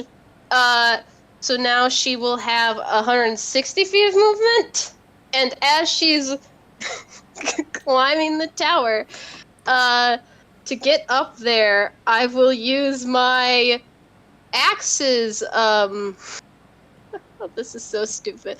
My axe's, additional action to take the disengage, meaning I don't get opportunity attacks by any of the guys on the walls. Okay. Okay. And you're climbing the outside, correct, of it? While you're running this far? Yeah, so she lets out a primal boar, like, squeal rage of rage. Yeah, just less high-pitched and more, like, deep and, like, fucking feral, and sprints with an unnatural speed, axe glowing, and begins fucking rock climbing this bitch. As you do, I need an intelligence check at disadvantage because you are now within Logolthus' lair. Yeah, I figured. That's fine. God damn it, that was a nat 20, but I have disadvantage. No, the disadvantage gets canceled out. Remember, my holy aura gives you advantage on all Wait, it saves. does? No, she's not within your thing. She's Well- down on the ground running towards the tower. She's Yeah. 100 feet from you. My bad. Yeah. tried. No, yeah, she could try, but I was taking that into account because that's why I specified. Yeah, so nope, it still counts. So what'd you roll? Well, with the disadvantage, sadly, it would be a 3 minus 1, so a 2. Hold on. Yeah, what's up? Wait. Restore balance. I get rid of the disadvantage. What's the distance? And is that a reaction? It is a reaction. Yes. Wait a second. Is it fucking really? There's no way that's a reaction. Guys, this is the dumbest plan ever. You're not wrong. Oh my fucking god, he's right. Okay. No. The nat 20 clutch! So a nat 20, technically minus 1, so a 19, but still the highest I can get, intelligence-wise. Everyone would see a bunch of clocks appear on Sigrun and start spinning at an incredible rate. As you celebrate for a moment, Durali does this. The clock's appearing, Durali's hands kind of starting to glow slightly, the veins in Durali's body glowing with magical aura slightly. You, Sigrun, find yourself mentally starting to tune out. Your brain is starting to slowly turn to mush. As for a moment, you feel yourself with this charge climbing up this tower. You see as you run up there, doing battle with the Yuan-Ti, lightning bolts in the background, dark clouds, the skies erupting with the power of your battle as you cut down this creature. All the rest of you watch as Sigrun charges into the castle, and a minute goes by. Up it? Well, technically, you do go past the castle walls and then up the tower. Okay, good. Yeah, a few minutes go by, you don't see Sigrun climbing the tower. A few more minutes go by, now 20 minutes now passed. Sigrun is nowhere to be seen. And that will be where we leave Sigrun for the time being. Yeah, I was about to say, Lucius. are we really waiting this long? Because aren't we still fighting that Death You Knight? are! No. Lucius, you are up, because the Death Knight is still on the ship. You are still in initiative. So I just was playing that as in Sigrun has vanished, so as you all watch, they will not be, you will not see them anymore during this battle. So, first thing I'm going to do, right now I'm still invisible. Yes, correct. I'm going to go ahead and bonus action go into my hybrid form. Okay. Let me switch that. All right, and back into my sheet. I would like to walk up behind the Death Knight. Mm-hmm. Okay. Can I free action remove my invisibility? Yeah, I'd say so. That's fine. All right, I'm going to do that. So he will now just suddenly feel me in my hybrid form towering over him. The warm presence of the bear's breath as it suddenly kind of starts to breathe down on him. Going to go ahead and slam my paw down. Okay, let's see what you got. Nice, awful roll. 21. That hits. Nice. Okay. Shit balls. Where's my D8? Here's one. That is 13 magic bludgeoning. Okay. As you slam down onto the creature, you feel its shoulder kind of lean forward, and you feel the break of the bone in its shoulder. That's a much better roll. It was a 17 plus 18. What kind? I'm not going to do the math, but I imagine it hits. Yeah. 17 plus 18. Yes, that does definitely hit. And that is 11 Magical bludgeoning. As you slam down, you feel the creature crack underneath you, and as it the body kind of splits, you feel as the creature completely collapses from the weight of your hand as you just continuously slamming down onto it. The creature stops moving, and you are no longer in initiative. Before we get to the rest of the party, as the ship starts up, Sigrun, you see this battle going on. As around you, you feel suddenly, your danger sense starts to kick off for some due to your barbarian background, and you find yourself auto-succeeding out of the spell as you look around you, and you see yourself now being strapped down with these strange metallic cuffs onto a giant metallic bed. As Log is staring down at you, all of your limbs are held down. As you try to slightly move, you can feel your legs and your waist are also being held. You can hear two voices you recognize as Logolthus and Zarius, as the two seem to be arguing on whether Log should kill you for what you did, or if Zarius should be able to save you or not. Ooh. Does Sigrun get a chance to respond? You can or talk. Speak? You don't feel anything gagged. Am Your mouth is slightly cottony, as if you're a little dehydrated. But am I in rage still, or has this completely sobered her up? Your rage was immediately canceled when you failed the spell.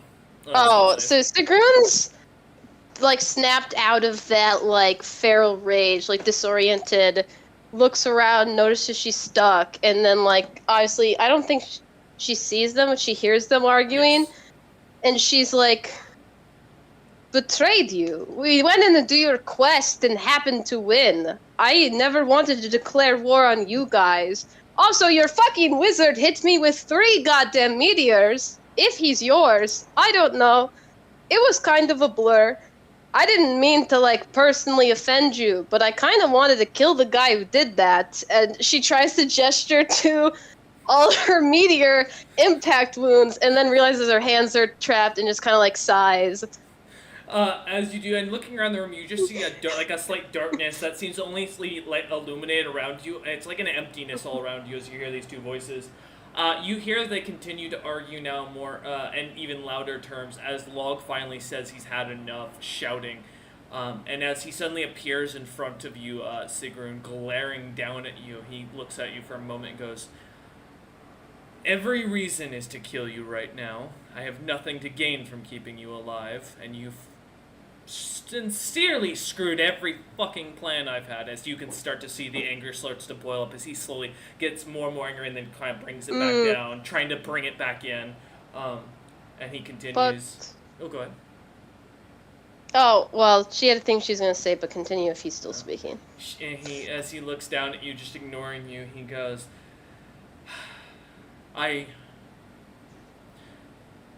And he kind of starts to think for a moment as he stops talking, allowing you to speak as he seems to stare off, as you can see him processing something. To be fair, I wasn't well informed of your plan. The Raleigh just said we had to go in and do a thing, and I did it. Also, I'm not the smartest person in a room. I think that's obvious, but I don't think you have to hate my guts. What, you want Ketlis and them dead, yeah? So do I.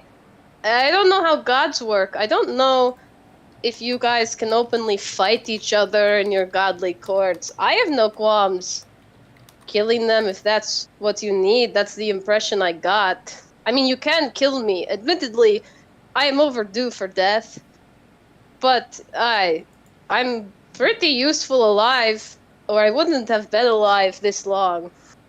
And she kind of shrugs the best she can while strapped down. roll a persuasion check.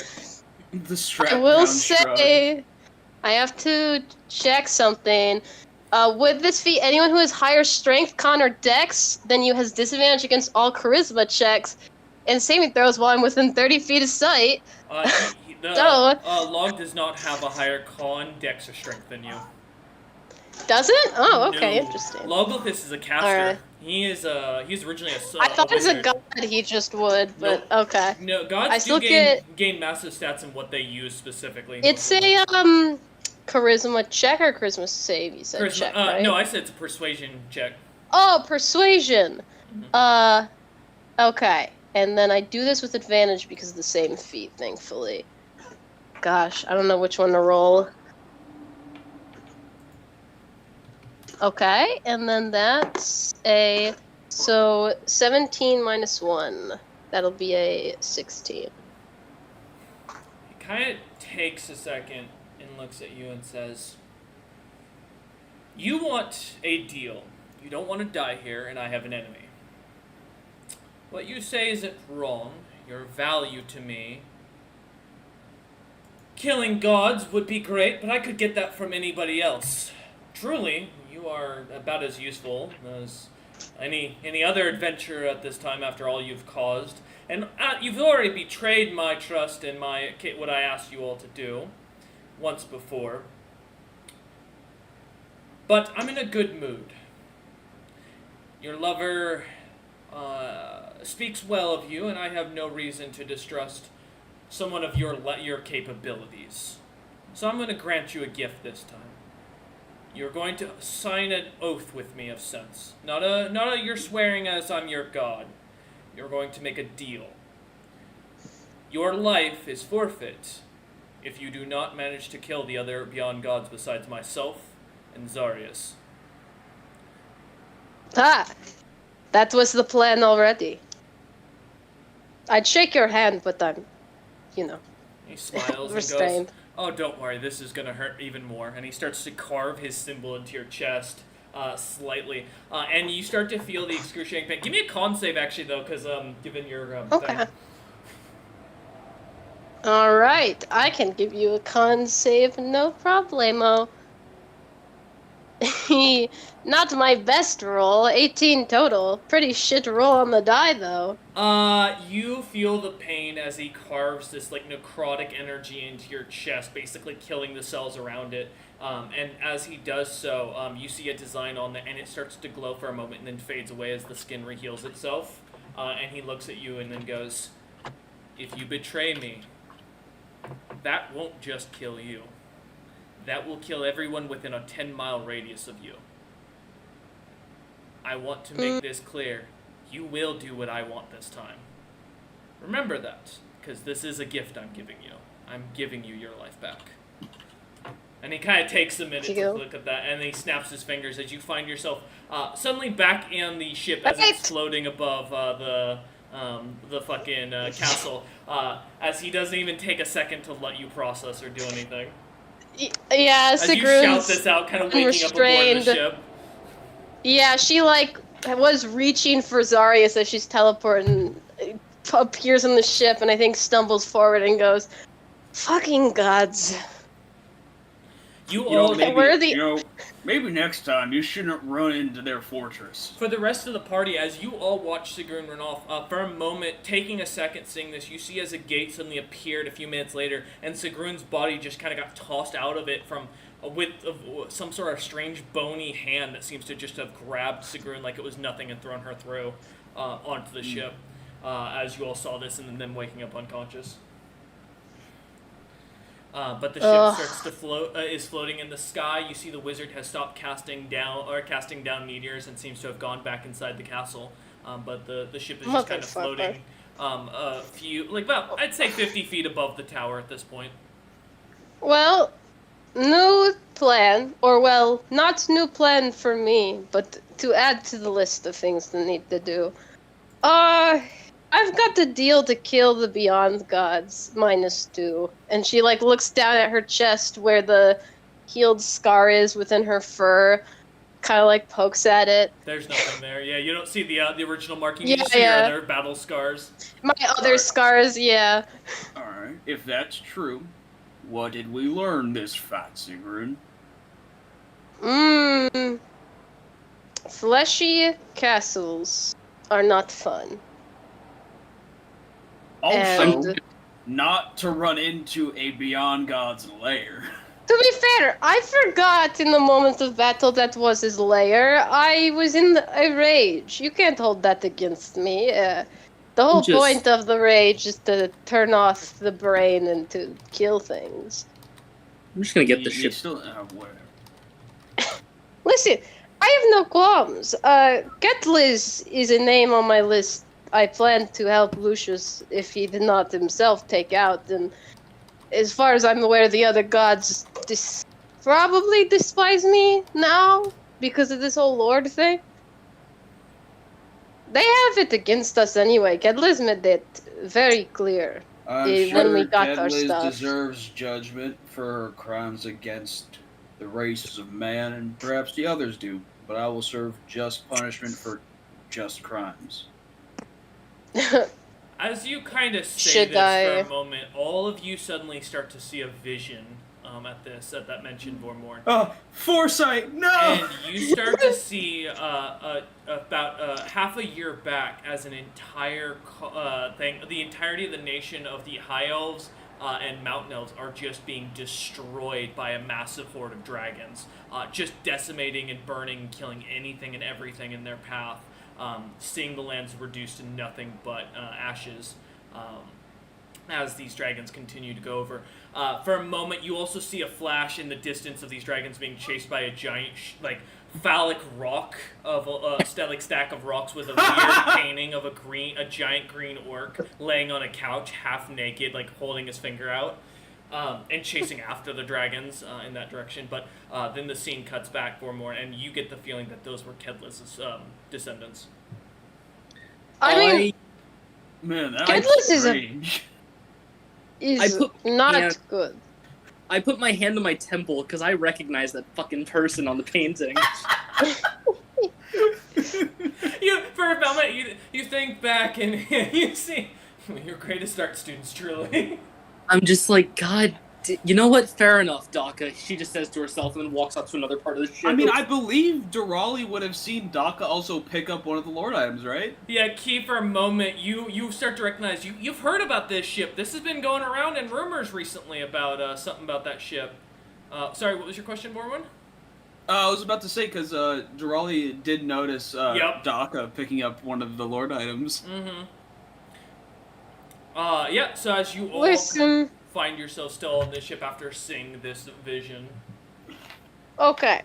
I think if that wasn't divine proof, or whatever proof, I could list you the personal things Kedlis has put us through that would probably convince you, but other than the fact that I believe she is the literal goddess of chaos and, bad things, actually, not to mention, the world has ended almost how many times, and what have the gods really done for us? The one god who brought me back seemingly out of the goodness of his own heart became mortal and was killed, so I don't have much optimism.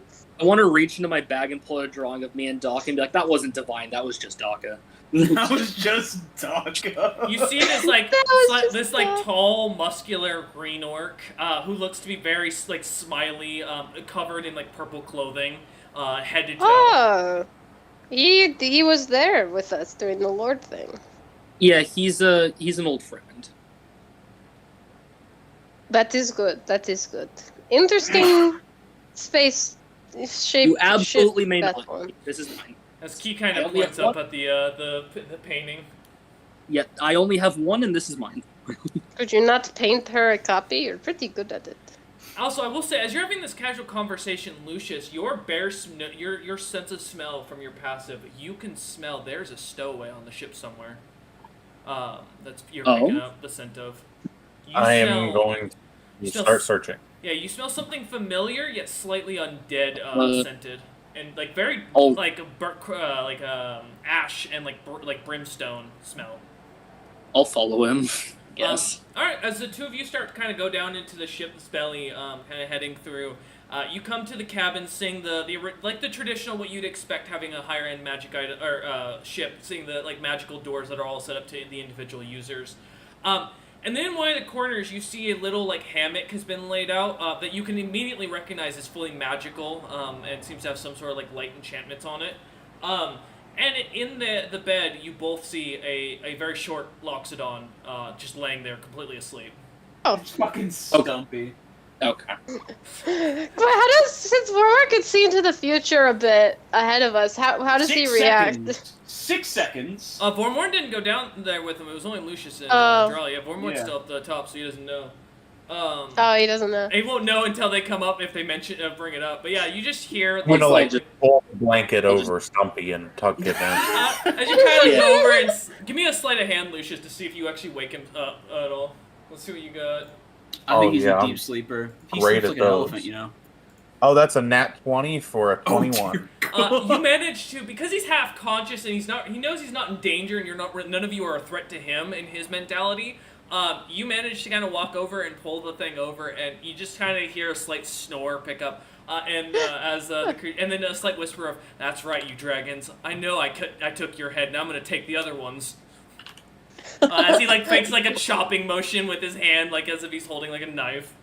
So, I'm just gonna feed into his dream and go, "Oh no, don't kill me." Do you speak Draconic? Because that would be great. No. As you hear some you hear some deep laughter from Stumpy as he continues to dream on. But yeah, you realize the smell was coming from him stowing away on the ship. Stumpy is back. Next thing. He's in the background, yeah. Oh, sorry, what was that, Drali? I have chosen the next painting for the ship. Okay. As you all have discovered this and head back up, yeah, go ahead. I said it would be a mix of female and male. I require now a naked Daka on the side of the ship. Give me a performance check. All right. Does he have a phallic-shaped ship, perfectly censoring him? So a 32, and I'm putting this next to. God. I'm making a line of people I personally know. And you're putting next to who? Just standing a little bit away from the painting of Sigrun. Okay, and fully nude to. I forgot Sigrun's on this fucking ship. Yep. Alright, and as you climb over the side with some rope tying it off, you start getting to work on painting as the ship starts to still just kind of floating there in the air right now as the rest of the party's hanging out. The only clothing I'm putting is his blue goggles on his head. Okay. As you begin to paint that masterpiece, what about any of the rest of the party want to do anything? Again, the ship just floating over Logolthus' castle here.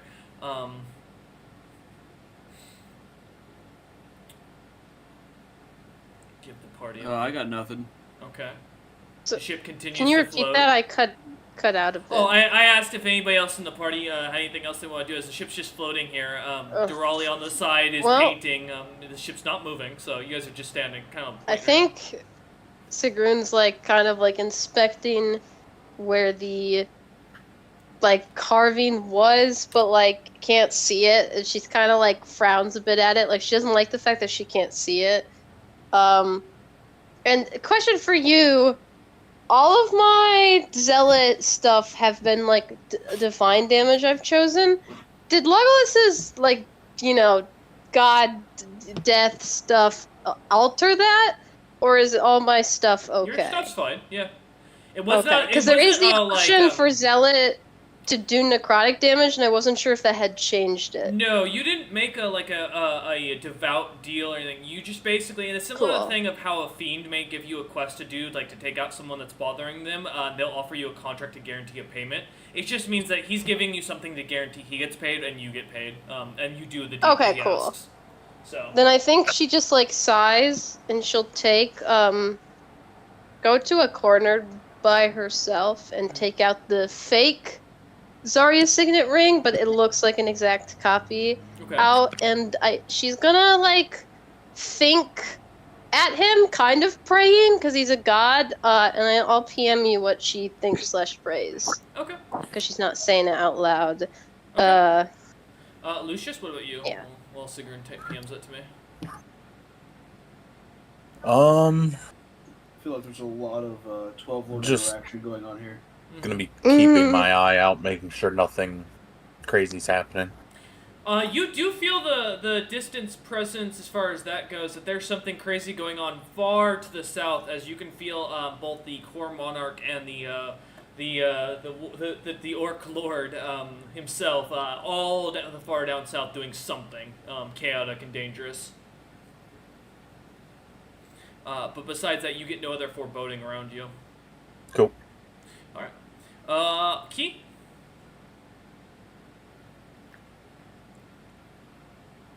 Caleb, I know you can fucking unmute. God damn it. How dare you? Oh, what would Key like to do? So Key would like to go somewhere private. Mm-hmm. And she's going to ponder her mace, as she knows that it can, or at least it can hold a soul. Mm-hmm. And while she would like it to be her late or potentially missing husband, she's unsure if that's what he would want. So it'd be more of her talking to the mace as if it was him, just hoping that if at some point she could find a way to connect to him, as he's not responding to send. Give me a religion check. Okay.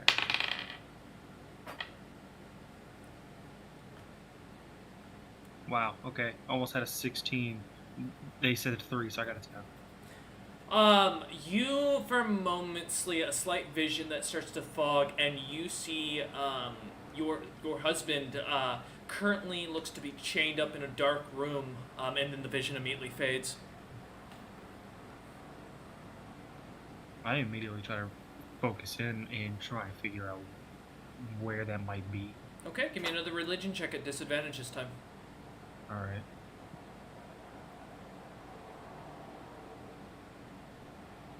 I had an 18. I got a 16 now. You again start to focus your mind on the mace and looking at trying to focus onto your husband, and you start to see as the image comes back, you see that he's badly wounded. Chunks of him missing. His shell looks to have been torn almost completely apart. Scratches and bruises all up and down. And you hear laughing as the image kind of pulls out a little bit, and you start to see 2 figures. The first you recognize as a tall, pale-looking Helly with dark blackened hair that looks to have a lot of gray lines going through it, and 2 different colored eyes. The creature's definitely a Helly as you recognize it, but something seems off as you look at. As you focus in on the second figure, you see a bearded female, humanoid, standing there angrily, wearing very extravagant and weird items all over themselves, looking angrily down at your husband, as the 2 seem to be discussing, but the words don't seem to connect for you. You just can hear, or you can read the lips telling that they're talking, not being able to interpret it. It seems. I'm going to commit their appearances. Caleb, you have observant, right? Yes, I do. Mother. It lets you read lips. Alright, as you take a second, you start to focus on the lips as they talk, and give observant. I think it's outright. So with your passive perception, you manage to get them talking. Immediately, the first one seems to go or state, "This wasn't part of our plan. We didn't need to deal with this. We should have done it a different way." As the female bearded figure seems to look over at them and go, continue on. You're just a weaker version of your father. I should have brought him to do the job instead of bringing you back. And then the vision seems to fade away. I am going to commit all of this to memory, and I will, when we all reconvene, I will be telling the party this. Okay. If, because I know that at least they've been traveling a bit more, might have had a potential encounter with them. Okay. Especially Will Morn, because he is a Helly, but I doubt he might know every single Helly. But it's still worth a try. Racist. I doubt he knows most Helly. As you think this, okay, you're down, finding yourself down the second layer of the ship itself in one of the corners. I assume you'd head back up to meet up with the rest of the group once again. Yeah. Okay. All right. Going up, Morn. Anything? Well, truth be told, I don't really have anything to do right now. I mean, I was just trying to search for the House Uziel, bear. But right now we got other things to take care of, like the Toth and the Hellylands. Okay. So, since I don't really got anything to do right now, I'm just gonna chill with Ty Harris and play my harmonica. I guess my comforting harmonica. All right, give me a performance check. Let's see how well your performance goes. That'll be a 21. With a 21, yeah, the harmonica music starts to go off quite nicely. I had some practice in the Underdark. It was the only way to at least bring up the hopes. Yeah, mimicking guy. a monster you found early on that would copy your sounds as it would try to lure you the rest of your party into traps. You would learn to copy its tune, and it seemed to really pull off onto your music. Sadly, you watch as 3 of your friends died to the creature, mistaking it for being you. But there's always positive and negative when you're in the There's Underdark. Darwinism right there. Yeah. As you do so, the ship starts to kick in and starts moving. You see it starts to flutter, or starts to slowly fluster, and the sounds of the magic device down at the bottom of the ship seems to kick on as the ship starts to move forward at a slow 10-foot pace. As Durali hangs on the side, Sigrun, you begin, or as you start to say this prayer in your head, the rest of the party, give me Vormorn and Lucius, give me perception checks, because the rest of the party aren't on the top deck, so. Hearing, smell? Hearing or sight, so yeah, I'll give you hearing. Perception! 19!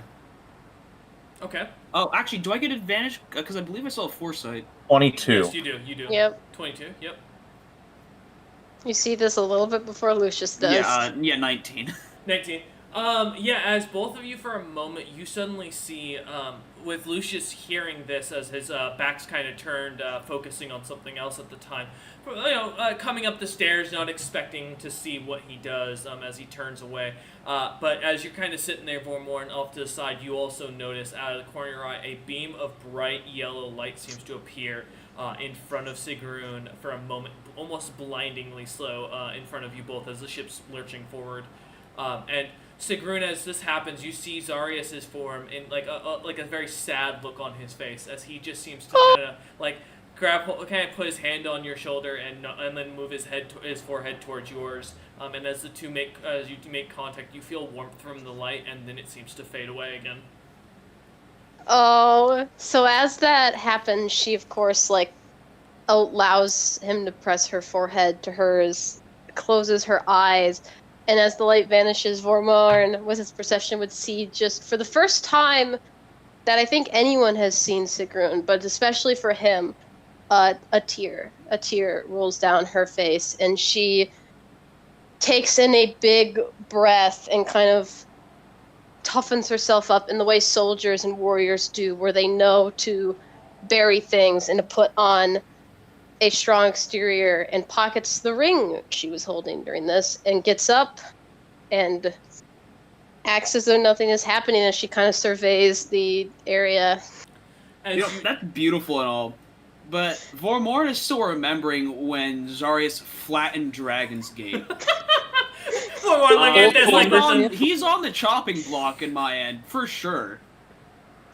Well, would Vormorn have seen Zarius himself, or just the light? Just the light. Yeah, no one else saw him himself. Yeah. Just the light, so Sigrun kind of climbing over as you kind of get up out of this, Sigrun. You can kind of see Durali clambering over on top of everything. Yeah, good. Back to painting, I see. And she's in a cheerful voice, despite what Vormorn had just saw earlier.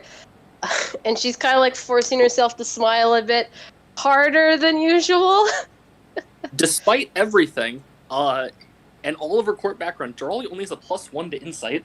Well, I have terrible deception, so if we're doing rolls... Durali's not looking for it. Durali doesn't really care. Durali, do you need anybody to lower you down? I really don't want to... I don't want to be around a sad Sigrun, not saying that. I mean, if you want to give input on the work, I'd welcome some help. Vormorn suddenly just turns and kind of heads over to the side of the ship, just like seeing Sigrun's one tear, and just kind of looks down like, yep, that's a ship, alright. Cool painting. That's a ship. Hey, you know, I am an expert when it comes to working with rope. I can sure lower you down. Sick. Sigrun, you get the slight from your base insight that the others kind of feel slightly awkward after seeing the interaction. Yeah, she's just like, her insight's actually fairly good, so she just like lets out a sign, just again with that kind of forced smile, goes, oh, you two go ahead. I'll just, I'll be around, and like wanders off. Is there anyone? Yeah, big, strong boar woman, you. I'm gonna be honest. Everyone wouldn't notice because of how high my deception is. All of Durali's smiles are fake. That's fair. Is there anyone else, like, obviously on deck, or is it pretty abandoned, on top? Lucius is up top, who did seem to note it, or has been kind of listening in on this whole conversation. Key is down on the second deck, so nowhere to be found, and Stumpy's asleep. She'll go up to Lucius, and as she gets next to him, and it's just the two of them within, like, earshot, she'll just, I assume we're near, like, the railing or an item she can lean on without breaking. So she just kind of slump inside as she looks over and run, like, a hoofed hand through her, like, mane, like, hair and go, no, Lucius, for the first time, I'm really starting to sit and think about how badly I might have fucked up stuff. Comes with life. Yeah, you know, I guess after dying and coming back and then kind of dying again, but not really, I've never given much thought to the future, and now this is the future, and I'm like, whoa, I haven't really been paying the fucking attention to this. And now I'm a lord. That's interesting. Well, you know, after the whole, like, curse thing, I thought pretty much everybody was going to die off, and then there was a second chance, and, well, because I decided to, you know, go with a crazy-ass god. Here we are, everybody's dead. That's fucking right. Gods, huh? They're a fucking mess. Do you think... It can't be the gods, because the gods definitely don't like us, but something keeps giving us second chances. I feel like I speak honestly when I say, me and you, with the luck we've had and the encounters we had, we have escaped death an absurd, a crazy amount of times. We're probably cheating it.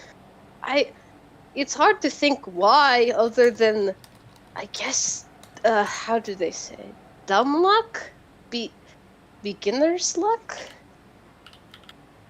I don't know. These things anymore. No, that is true.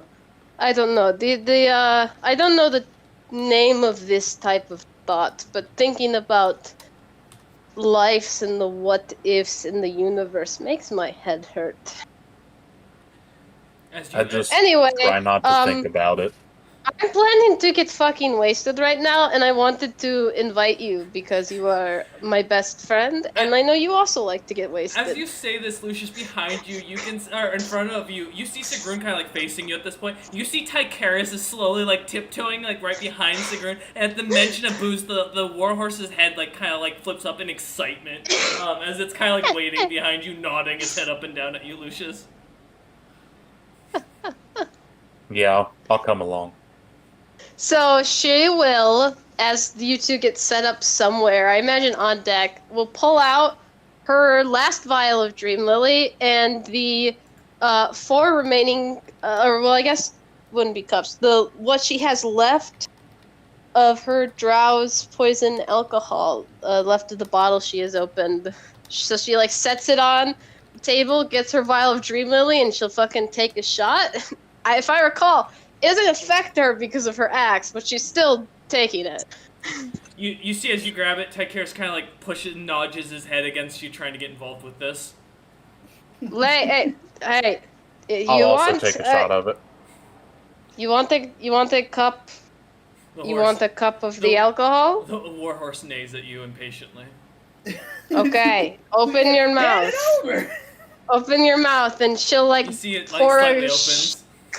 a cup for him, and then like just pour it in his mouth. Why the fuck not?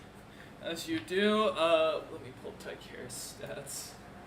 I don't think Sigrun can get drunk anymore, but he Tyker's. can. Yeah, actually, go ahead. Vormir, why don't you roll Tyker's con save? Yeah, he's got a 20 in con. Which booze is this against Sigrun? It's the Drow's alcohol poison, or Drow's poison alcohol that I got ages ago. Oh no, are you poison immune, Lucius? Yes. Okay, I don't know if Tyker's is. I don't know is only immune to fire. Oh, good. Is it actual poison? I thought that was just the name of it. No, it is poisonous. Oh.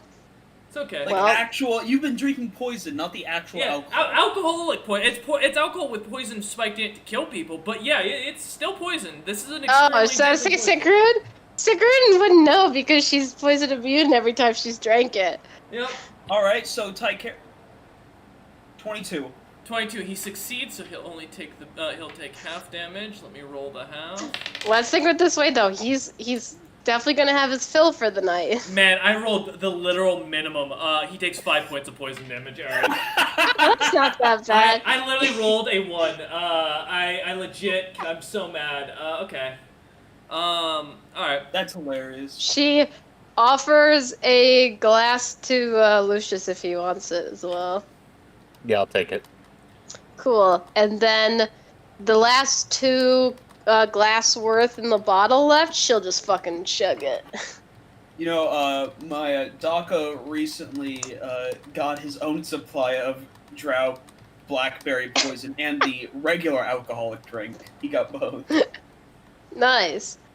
So I think. Do I even have to make a con save? And is Sigrun immune to getting drunk?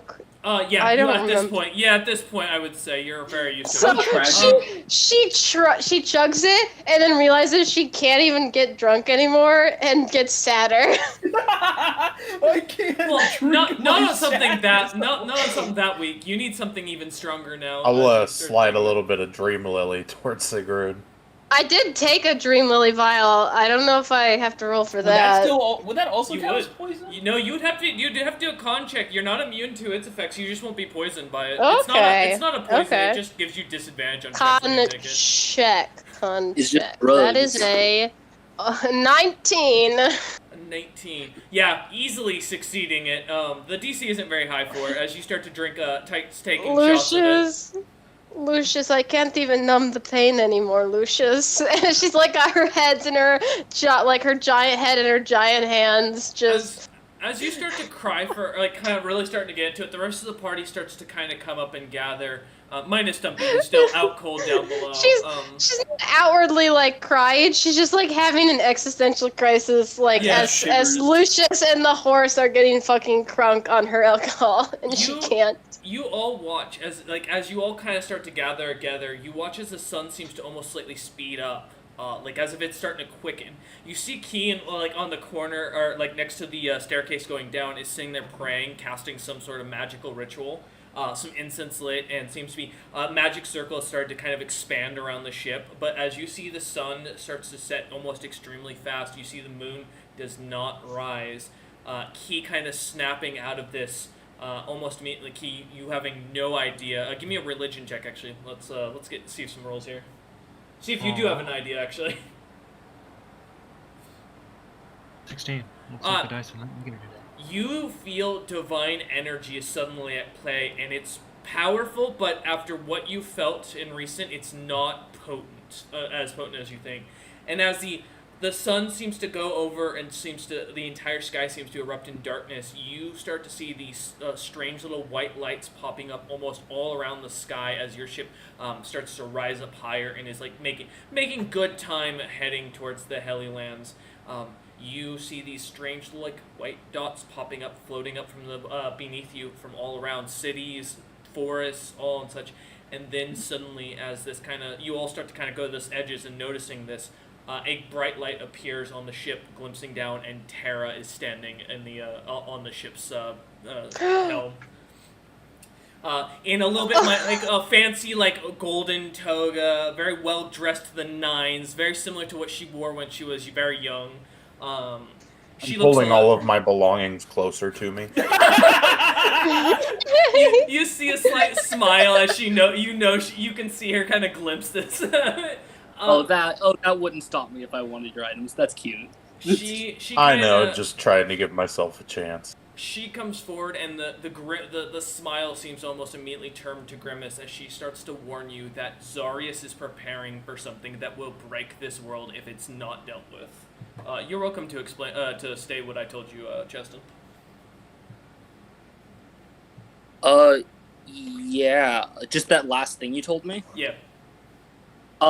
Terra sees Zarius is getting angry and seems to be planning for a holy war against all the other Beyond Gods minus Log.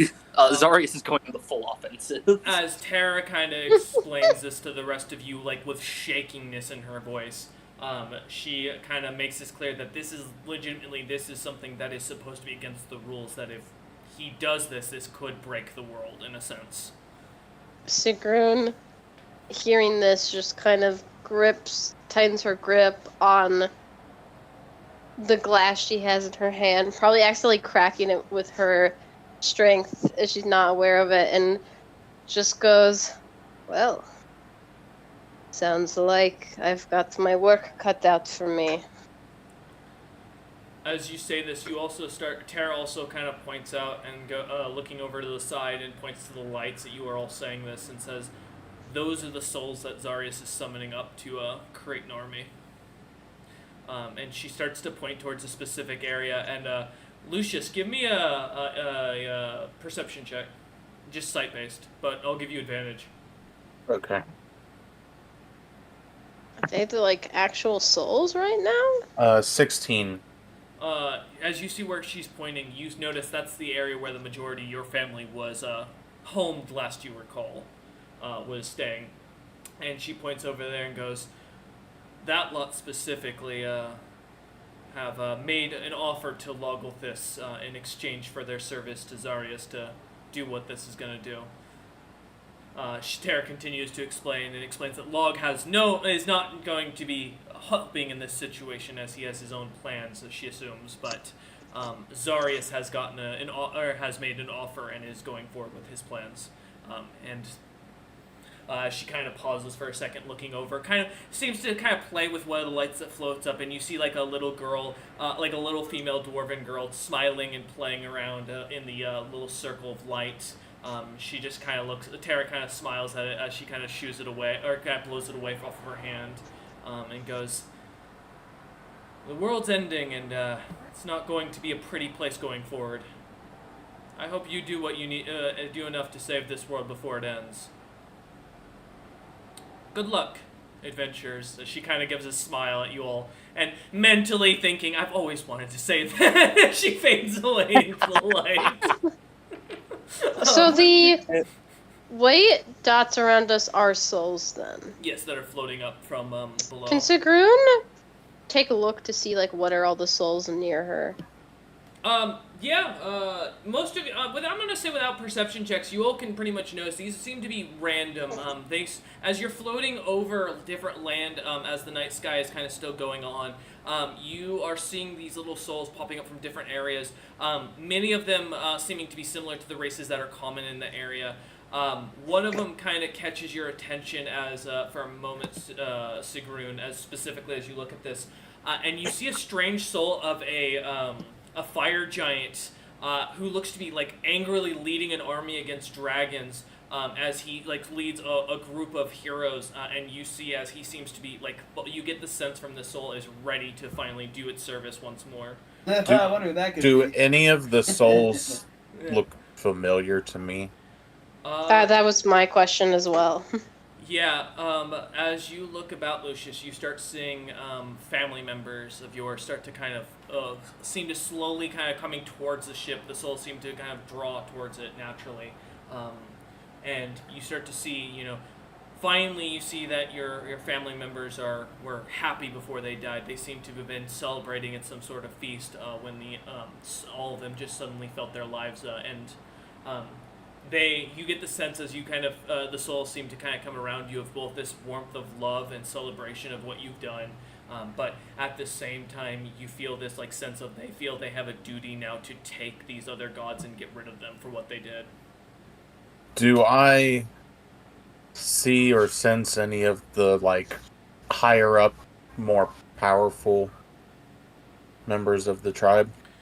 You do. You sense the highest elder of the clan, who seems to as you all are kind of watching this, you see as these souls that kind of and these bubbles start to kind of keep around Lucius, many of them break away and like as they encompass him and kind of come behind him as one specific one starts to expand, and you see many of you not realizing that Lucius is actually kind of a younger man of his clan slightly. You see this old man suddenly appear, and he looks just like Lucius, but even more ancient. You guess maybe 150 years old. Slightly tipped ears, giving off maybe a half-elf or maybe an elvish bloodline in there somewhere. And you can see the slight furry patches of bear hair along the arm where the body can't transform anymore due to its age. As Lucius kind of holds out the ring, the soul shakes its head, and instead, Lucius, you see for a moment a kid that looks just like you, a young boy that could be less than a year old, that seems to kind of like crawl towards you and crawls into the ring, and you feel your item suddenly gets supercharged. As you feel the soul of the last remaining member, the last future of this clan, just envelop itself into your item. Immediately making your new form your bear form turn into what is considered a legendary beast of a werebear, basically bringing you up to almost a CR40 creature. As you can feel your bear form starts to really gain even more raw hatred. You feel for once in your stomach, you can feel those powers just craving for death against whatever caused this. Although the ring seems to give a slight soothing feeling as if it keeps trying to calm you down for the right moment. The souls kind of start to envelop you as they start to glow up into the people of your clan, and start to turn into them and begin to wrap their arms around you as they slowly turn into lights and fade away. You feel more of the souls push into the item, and you feel your ring, your lord item, suddenly gains the bear mark of the sigil mark of your clan on it. All right. As you take a moment to process this, Sigrun, as you start to try and focus in, yes, go ahead. Did have a thing I wanted Sigrun to do while she's looking out at the souls. I think she'd look at all of them, see that they're all random, grow frustrated that she can't find, look through them properly, and I think she takes a moment to close her eyes and open them with the gold light and activate her true sight. And she's looking both for signs of any Scrofe souls, her clan members, just anyone for familiarity, but she's also looking for the most powerful souls she can find of the ones in the air. She's looking for someone who will help her in her endeavor to kill the gods. And that's what she's searching for right now. That's my true sight active, yeah. Alright, you know what, I'm gonna tell you what, I'm gonna let you decide on them. As you watch for a moment, you see Scrofe, a couple of Scrofe here and there, their souls kind of older warriors from long since dead, that Log has kind of, seemingly as this god of undeath, let lie, instead of forcing them into the afterlife as normally would be a god of his position, taking a more patient value of letting them continue as long as they aren't disturbing his plans or the natural laws of the world that he has created. You start to see their souls are the ones starting to flow up, a few of them, some kings, some ancient warriors, none of them catching your attention, as many of these are, as Scrofe almost always die in battle, and many of these giving that sign. The souls don't stick to you for a moment. You do see one that catches your attention. There is one that glows with a bright golden light. far to the distance near Dragon's Gate lies, technically lies 2 souls that catch your attention. The first, you notice, seems to be a very large and very happy and joyful looking soul that seems to catch your eye, but very powerful, as it seems to glow a slight golden light. The second...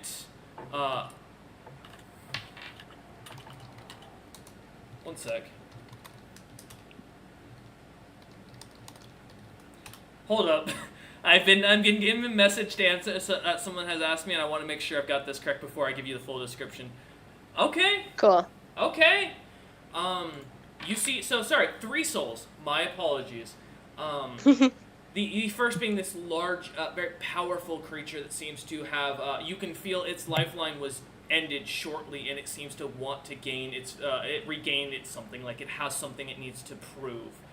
The second you recognize immediately feels very familiar, very warm to you, but you don't know who it is. The light, again, very bright golden. It seems to almost be inviting to you, but you feel that the soul is very weak naturally, and almost as if it's coming to its natural end, as if it's been here for a long time, or the person didn't ever have a very strong soul anyways. But the third catches your attention as it glows a bright, almost purplish color.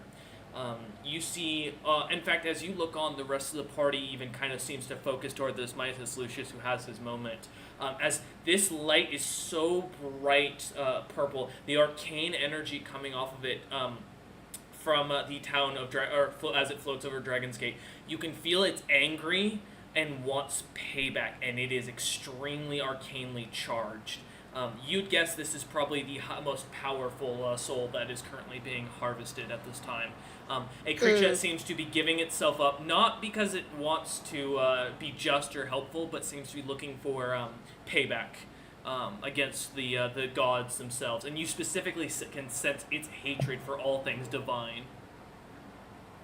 So the options are the creature with something to prove. Yep, a gold one with something to prove, and a very powerful, arcanely charged blue soul.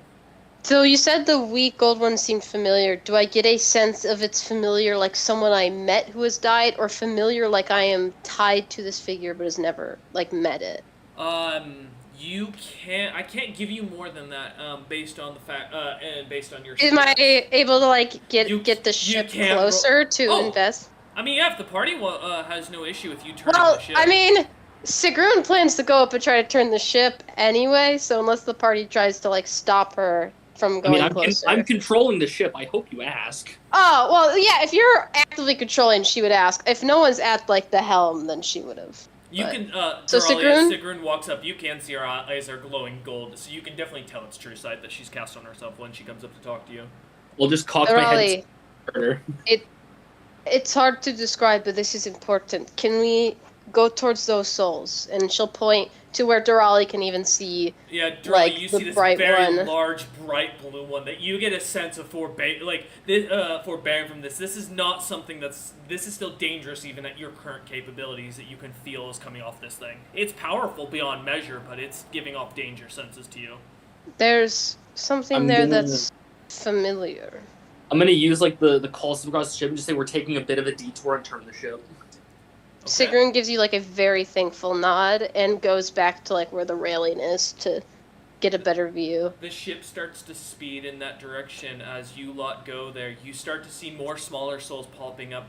One seems to particularly, like, follow Key around as almost a smiling creature. Key, you see this tiny little half-elf that is slightly dressed, no shirt, but pants on, and you can clearly see they are very well blessed as a familiar face to Monday Party, Golemrod of the City of Dragon's Gate.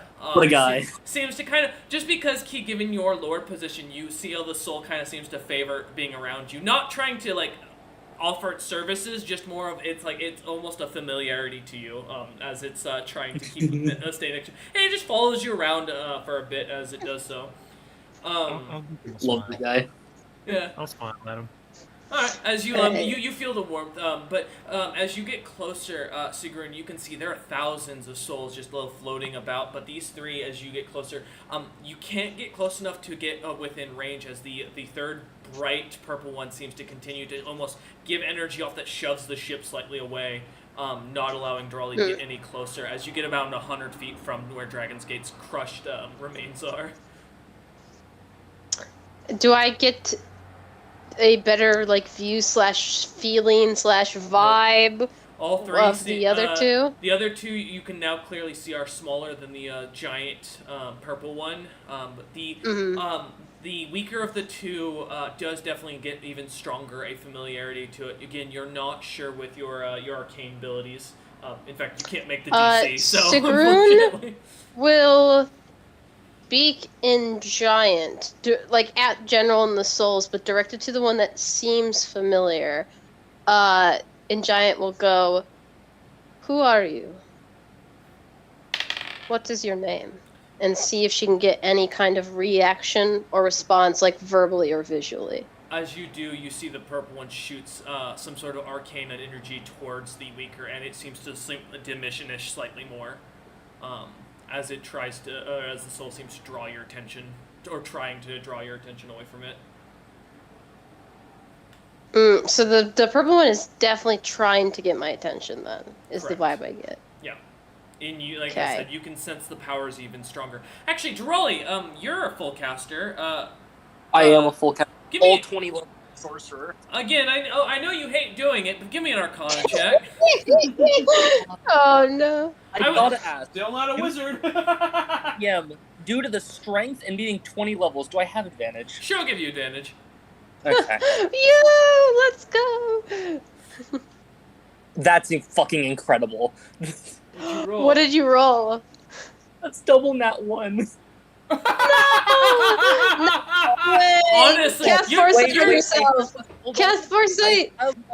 I have lucky. Your luck with Arcana checks is the only thing that's fucked you this campaign with this character. I keep telling you, dude. Worst part is when I'm in Drolly, I flipped a coin to do sorcerer or wizard. And if power came with a cost. You got great ability. 20. All right, there you go. You start to focus harder, and you recognize this magic. I'm gonna message you something. Okay.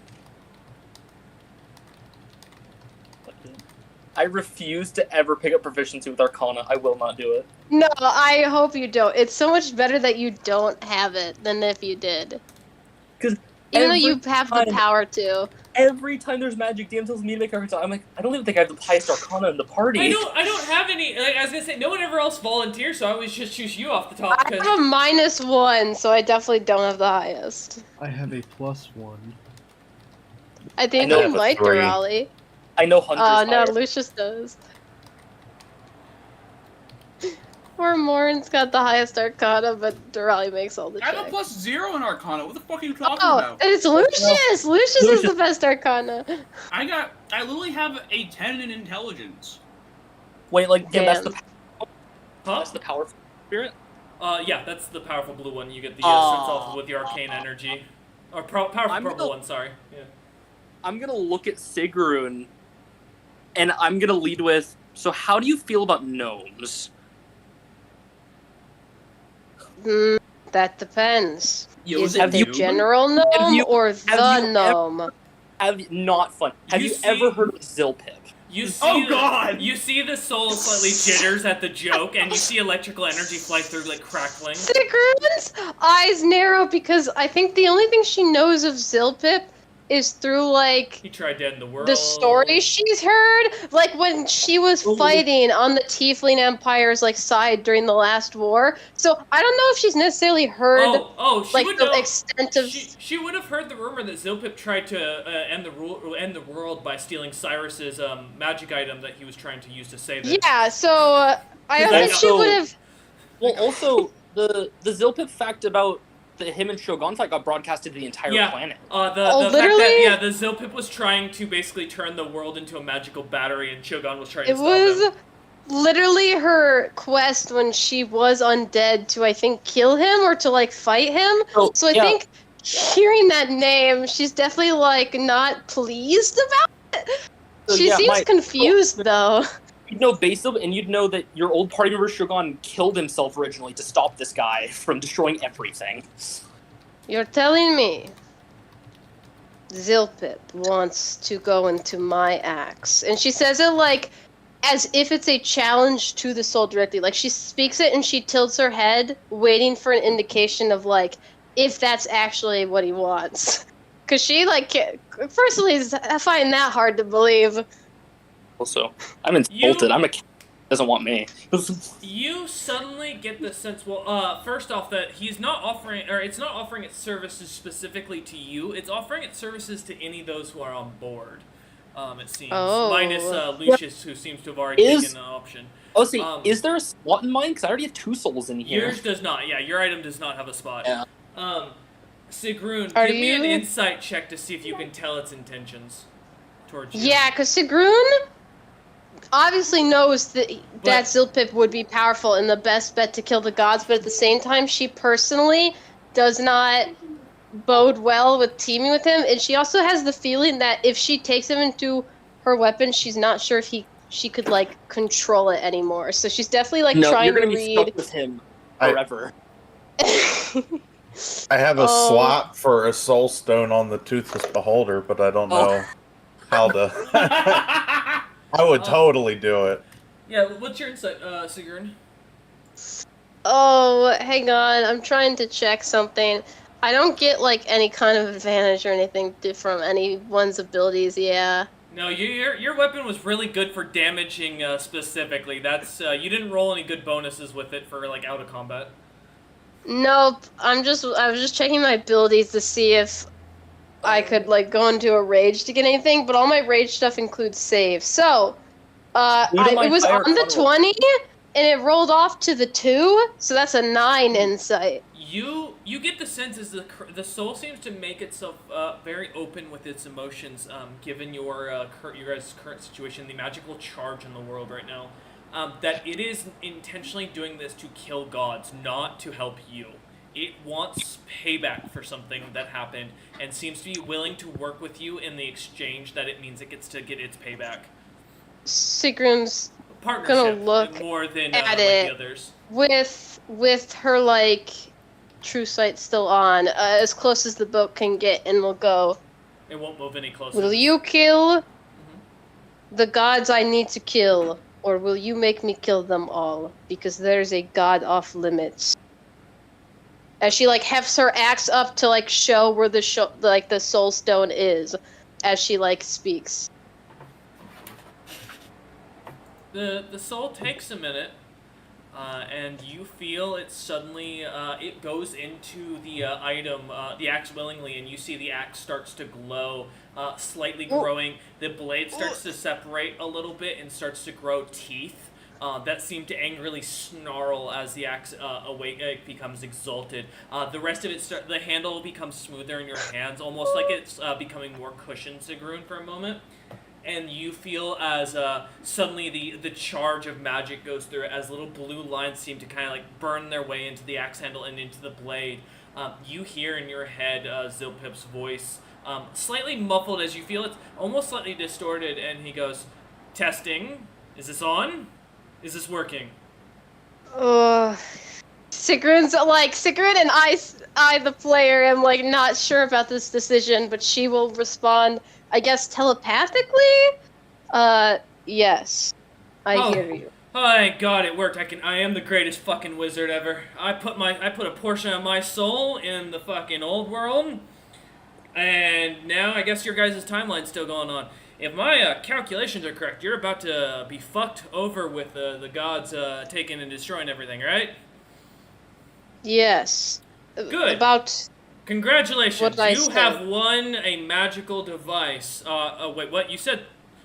you weren't talking to the giant purple glowing light in the sky while it was there, were you? Is that not your soul? Oh, God. Are you... Wait, this is Durali, right? As he takes a second. No, Durali's... I'm a little there. cat next to Sigrun. And she like moves the axe within view of Durali. You suddenly hear glass shattering in your head and like the breaking of things, and he goes, "I was off like 5 feet. What the? Are you fucking kidding me?" I tilt my head and I like look at my gloves, like knowing they're full. Like, you suddenly see as a bright illusionary light of Zilpip appears, and his like dreadful mask, his cloak, his staff, his like slightly gnarled staff that's got a little flamethrower at the end of it. And he looks at you and goes, "All right. I don't know if you're as dumb as my last group, but I'm going to assume you lot are at least intelligent enough to survive this because you've made it this far in this timeline. So I need your assistance. You need to kill these gods. I don't care which one. I don't know exactly which one, but I know Thief for certain has to go. Because if you don't, the timelines will be fucked, and this is becoming a problem. I'm only offering my services because of the fact that, well, I'm the greatest wizard in existence, and I figured out how to travel back to there, which I'm not going to explain to you. I was supposed to be helping the one, according to my books, is Durali. I wave. But, change of plans. I guess so. I don't know how I'm going to make an axe any better, but I guess I'll figure it out. So you are the greatest wizard, yes? Lend me your magic, I will slay the gods for you. He kind of stands up a little more straight and proudly and goes, I not only convinced that idiot of a high king, who, for all he thought he was worth, to convince him to let me leave so I could do my research in peace, but I also, on top of that, managed to send a piece of me back in time, in a different time multiverse, basically, to save you lot. So that way it doesn't fuck me over. If that's not the greatest wizard I've ever heard of, I create a fucking flamethrower, for God's sake. You see, Sigrun looks like a little confused, trying to follow along with like all these terms in common, but she seems to like go along with it. Like, anyways, yeah. Point being, if the history books are correct, in about less than a year's time, given this is I was off by 5 feet, I assume I'm right on the year. Within the year's time, as it's not specific at this point in the timeline in my world, you all should be in a situation where there's a holy war going on. So you need to figure out how to stop that. No, I can't help you. No, it's not written about, because that would be too helpful in my situation. But this is I will offer to help magically charge your axe, and I will offer to help you kill those gods, because fuck those bastards. You have no idea how much they screwed me over when I was here. I made a fucking underground place where they shouldn't have been able to find, and the fuckers show up on a Sunday afternoon. No. You know, Zilpip, greatest wizard who lived. I've heard a lot of bad things about you. Yes, I know my evil clones there. I know my evil clones there. I know one of my other versions from another multiverse got summoned there by some idiot dwarf who didn't know how to work with magic items way beyond his ability. To be fair, I've met plenty of barbarians like that. Yeah, fuck you too, buddy. And he goes, but I digress. So, short answer, you've got it. Alright, now I'm gonna go to sleep, because to do this is fucking very exhausting, and to transform your axe is gonna take me a minute, so don't do anything stupid while I'm fixing everything. I think, had my, what is it called, my limit of dumb actions today, and she kind of like sheathes the axe. As you do, you see the illusion disappears, and he goes, and now goes back into your head suddenly. He goes, wait, oh, fucking goddamn it. Do you need it back out? If you put away the axe, I can't show who I am, but that's fine. This is an exhausting spell, so I'm gonna go fucking take a nap till I can get this thing fixed. Wait, he was actively casting a spell? And suddenly you see the magic cuts, and you don't hear his head the voice in your head anymore. You don't hear this, Durali. The soul, as Sigrun's like listening. Don't worry. Go ahead. Yeah. As Sigrun's listening to Zilpip in her head and kind of like coming to terms with what she did, what happens as she's looking out to the other two souls that had been there? What do they do? They seem to still float around in the area, not doing anything else. Are we You still have able to get and Key standing around. Are we able to get closer to just look at them now that the purple light's gone? Yes. Now that it has come in, and seeing the energy. However, Durali, you wanted to you said you wanted to try and copy the spell. Yeah. I need to look at your item because I don't know if you technically can for this one. So it's entirely based on my performance rolls. Okay, so yeah, go ahead and roll the performance, because I will let you know this is the Zilpip with the big stat pool, so keep that in mind. Yeah, just know it's spell level plus 10, so unless it's like a level 30 spell, I don't think I can fail. And that's a nat 20 for a 46. Yeah, you manage to understand the spell. You take a second and you can see this spell. It's called spell called Soul Projection. You see that the cost for it is almost all of your spell slots for like a 20th level wizard, and then some. As you start counting the amount of spell slots going through into this item, you realize that whoever this person is that was casting this had to be a level 40 wizard at the very minimum to be able to cast it freely. But what I care about is I understand the theory behind the spell. Yeah, that's what I care. In theory, if you had enough spell slots, you think you could replicate it. It wouldn't go as smoothly, you don't think, but you think you could do it again. And then I am gonna do something. God, I didn't think this is what I'd use this for. I'm gonna let in a deep sigh, and I'm gonna say to the party, so we need to buy time, right? Yeah? I believe so. That is what he implied. We have a year? Alright. I'm gonna call him the favorite of Zarius I never used. Oh! Okay. He never filled it in, and he said he would do anything. You pull out a little card that he had given you, and as you do, you rub your finger across the print on it, and for a moment you see the entire world kind of seems to struggle, almost as if the sky seems to slightly tilt. You see the soul seem to start to go back down to the ground for a moment, and then moments later, you see as this very, somewhat normal-looking Zarius member, very similar to Zarius himself, but more muscular, shows up wearing full plate, and you see as this dwarf known as Kurgan suddenly appears in front of you and looks at you and goes, "Well, my cousin's busy. What can I do for you? He sent me instead." This works. Can you pass along a message? Sure, okay. Okay. Zarius promised me he would do anything. I never called it in. And he trusted me with Sigrun's life. I need him to know that what he's doing right now is going to end with Sigrun dead, and all of us dead. I'll handle it. I need him to at least trust me on this.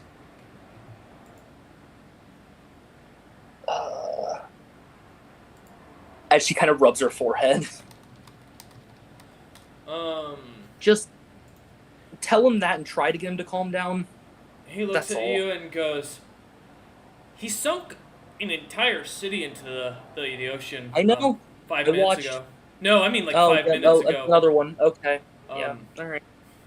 There's him and Log even didn't stop this offer of what they're doing. You do understand that what Zarius is pulling together. I'm probably gonna die because of this, but someone has to do it. Yeah, I'm willing to be the person. We need time.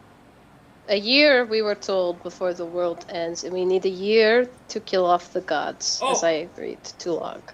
If you can ask him to just help us buy time. Hey, I know you. You're the one he has a... Oh. Yes. I've seen your painting. Nice painting. He goes, she arches a brow. I'm sitting here. I hide the paintbrush behind my back. He kind of nods and just goes, so that's a problem. Logolthus tried to convince him, and Zarius wouldn't hear that.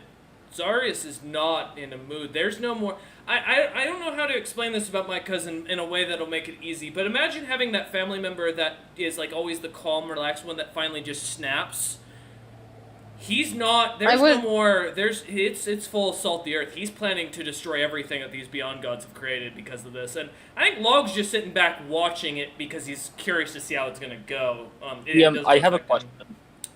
Yes, what's up? So, I learned way back as, not Kurgan, Bargenius God, even the Beyond Gods have to hold their own deal when they make a contract, right? Correct, yes. Divine Beings especially. My side deal is still held because Sigrun is still alive. He technically has to do. He said anything within his power, not destroying the world, is within his power. That's true. You're buying us time. That's what I'm asking him to do. Kurgan will just kind of nod then, and he'll go, all right. The fallout's gonna be on you. And he kind of nods. I hope you're good at boxing. And you see the light fades. Yeah. You, as the light fades, you see as the sky is rumbling suddenly into a storm, and you can tell there's something going on, ethereally, or at the god's level at this point. Was Sigrun's True Sight's still on? Does she see anything extra? No, you can't see the divine powers of the gods. They're beyond your I didn't capabilities. think so. No, all you see is a lightning or a thunderstorm starting to slowly envelop the world as a rumbling is going on. Actually, I have a question. Does Vormor notice anything as he is a paladin? Yeah, you can sense that there's a rumbling going on amongst the higher ranks of the gods. I'll give you that. If you want to give me a religion check, you can see how specific it gets. You know what? I'll give it a shot. I still got advantage. I will say, if you roll in that 20, and you could get a shocking revelation that might also break your character's mind. So keep that in mind. There is a limit to what your character can comprehend. You know what? Maybe my patron will help me out. We'll see. Oh. Don't worry. I did not roll a 20. All right. That's a 7. What's up, Key, as well? My computer just decided that it's gonna roll religion, so. Nice. You wanted to join in on it. All right. Sure. He's joined. I don't think your computer decided anything. To be fair, Vormorn needs help. With a 7, Vormorn, you sense that there's powers moving, but nothing. With all that's going on right now, the world is like shockingly changing around you. It's a lot to take in. Key, imagine for a moment you were a 5-year-old and Mommy and Daddy are fighting, but instead of Mommy and Daddy fighting, like yelling at each other, Mommy and Daddy brought out World War II and started going to war in the living room against each other with full automatic machine guns. That's what you're basically feeling coming from the skies right now. I don't feel like I should be out in the hallway or in the living room. Is it your fault internally? Do you believe it's all your fault, child? No, you don't get that sense, but I'm saying like that impending, like you feel doom coming from around you. Yeah. Okay. I'm gonna theoretically run upstairs into my room and lock my door. You just see Key kind of go slightly pale as you kind of look up at the sky, Vormorn. So another question. So these two souls that are there, what are they all about? Or have they ran away because of the divine might? They seem to return after Kurgan vanishes, as the souls continue to slowly go. They're not moving very fast, as you see that the souls have kind of stopped moving, as if something's being currently in the middle of something going on. As you look on, do you have True Sight or no? I don't have True Sight, no. Well, with your Penance Stare, you start to see, as you look at the weaker of the two, that Sigrun kind of pointed out earlier, you see thousands of bodies lying at the feet of this bright golden light. Some you can see in chains, some with burn marks, some with weird tattoos and markings that you recognize as slave markings. The bodies laying at the feet of this weaker creature definitely did not meet a just end as you look out at it. As you look at the other one, you see for a moment this creature led a semi-just life. You see only a few corpses around it that seem to have been slain in fair battle, while as you see for a moment that these deeds were done in good intentions, were done as evil deeds in technicality due to the innocence of the actual person that was slain. But otherwise, there only seems to be a few bodies as you look on. Otherwise, it seems that the soul righteously was, if it was a fighter at one point or a warrior, killed those that deserved to die.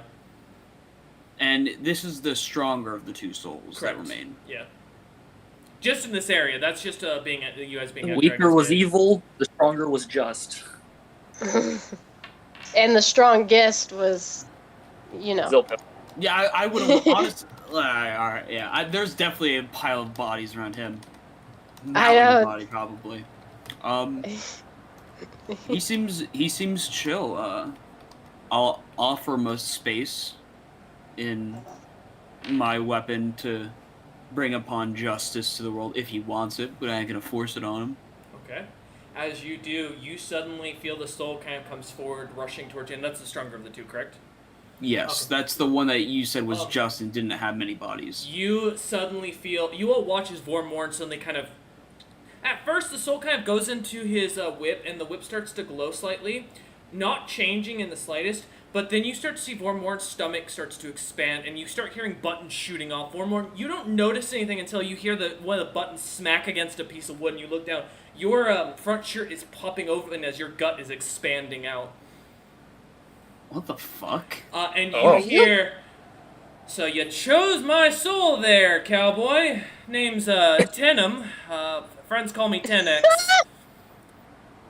I kicked the shit out of Zilpip once. I hope you know. I even beat an ancient green dragon. What can I do you for, stranger? You're a tall drink of handsome, and hey, you ain't evil, which is always a plus. No. You didn't send an army of clerics to their death or anything, did you? No. All right, we're on good terms, and I don't have to put on a mohawk and go on spend my life to kill you afterwards. Yeah, don't worry. I'm here to bring justice to the world, not cause injustice. So I'm kind of stuck here. I got kicked out of Moors, not gonna lie. My brother got fucking beyond god powers. I got sent to death, and then I got kicked out of it after they killed the fucking king of it. So I'm gonna be honest. If you're at least half decent, we're gonna get along great. I've had a shit afterlife. You're free to leave whenever you wish if you don't. Sadly, that's not how that works. See, as you hear the voice in your head go. But the good news is, I can give you deals. I can tell you where a bunch of valuables are. You need gold? I got gold out the wazoo somewhere hidden away. How about a dragon forge? You need one of them? My uncle used it to turn my cousin into a warforge. Cool trick. Not fun to do to a person though. Please don't do it to innocent people. Unless there's Zilpip. I still gotta get my vengeance on that asshole. Not gonna forget that as he takes a second. You can feel slight animosity rise in his chest. Don't worry. By the way, could you, is there a way you can make my gut go back down, or is this just stuck this way? Oh no, welcome to being a dwarf. Ah. Yeah, byproducts of some of us souls apparently is that you inherit a slight bit of us if we're a strong soul. Unfortunately, I'm a good 10,000 pounds of strong soul. Well, even more than Sigrun. It has seemed you are to be a just soul, and I think we'll work well together. Just and angry. Aren't we all? Oh man, world's cruel. My uncle's a fucking bastard. My cousin's an asshole. You know, they're all terrible. Kill them all, I say. Especially the casters. Especially if they're gnomes. Hold on. Out of game. Cousin Kurgan did nothing. Hold on. As he continues on, you feel the soul kind of envelop into the whip. But the gut sticks around as you now have a slight pot belly sticking out. Tycharis just looks at you, and then you feel Tycharis kind of slightly nazed out, like lowering himself slightly down as if he can't hold you up anymore. Like fucking. Oh, stop that! Don't make more fun of me. The horse kind of lifts you back up, neighing as it kind of wobbles from side to side from the drink. You feel as the soul kind of takes possession, and Key, as you finally look out, you find yourself as the last one of the group, as Stumpy still snores quite loudly from down below, as the bottom of the ship slightly kind of expands, and it kind of closes in on itself slightly. Declining, man. My God. But yeah, as you look about, you see the last soul of the three just sitting there, but you see other souls in the distance all floating about. Are you looking for any in particular or anything of sense? I mean, you do have the ability to cast True Sight, of course, on yourself if you want to try and see anything. Yeah, I'll cast True Sight on myself. Okay. And are you looking for a specific kind of soul similar to what Sigrun was? So he wouldn't really know of,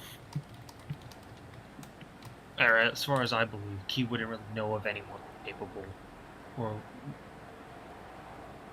she wouldn't know who to look for. So that's the problem. She could totally decide not to and continue to hold off. There's any number of like super famous people that everyone knows. I'd say. Also, from your religion check just from earlier, just to mention, when you did it earlier, you did know this is a god phenomenon. You're watching the gods are fucking with the world and doing this actively right now. So this has only got so much time before this active effect of being able to see the souls coming up will change. Later, you feel this. You would have gotten the sense that you may have to seek out someone specifically at that point who'd be willing to hand themselves over to you.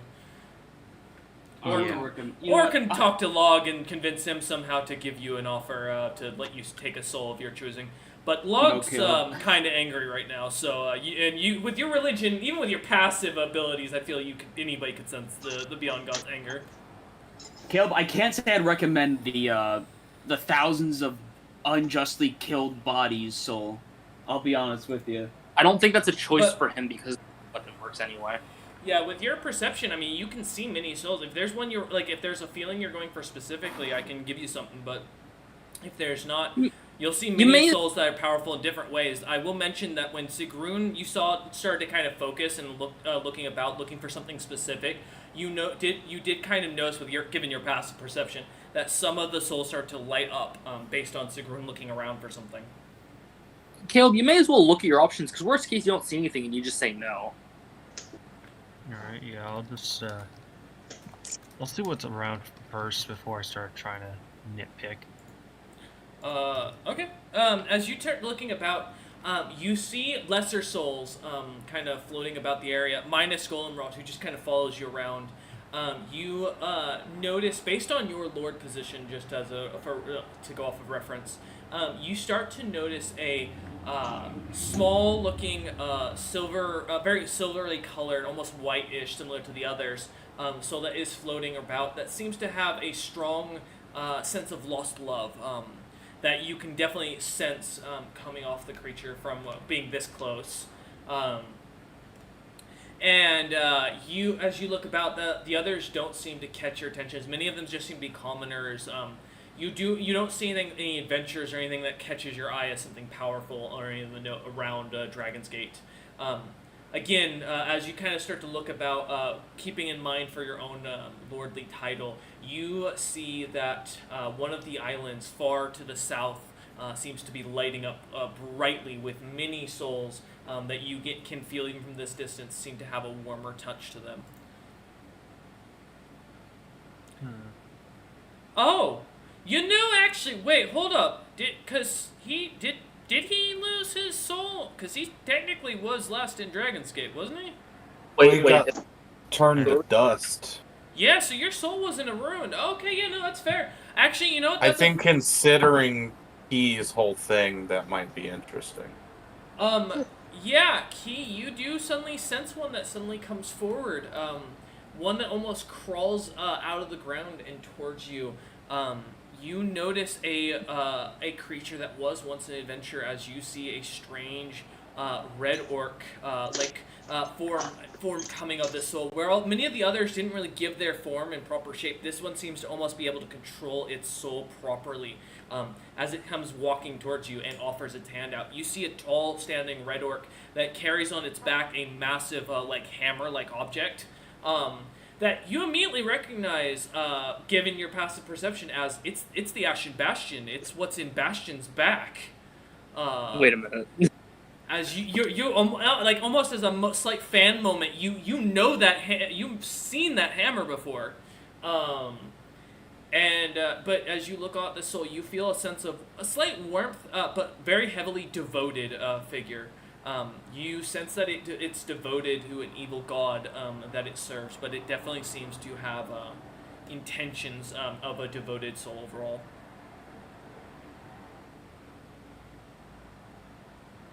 You are on mute, by the way, Key, so.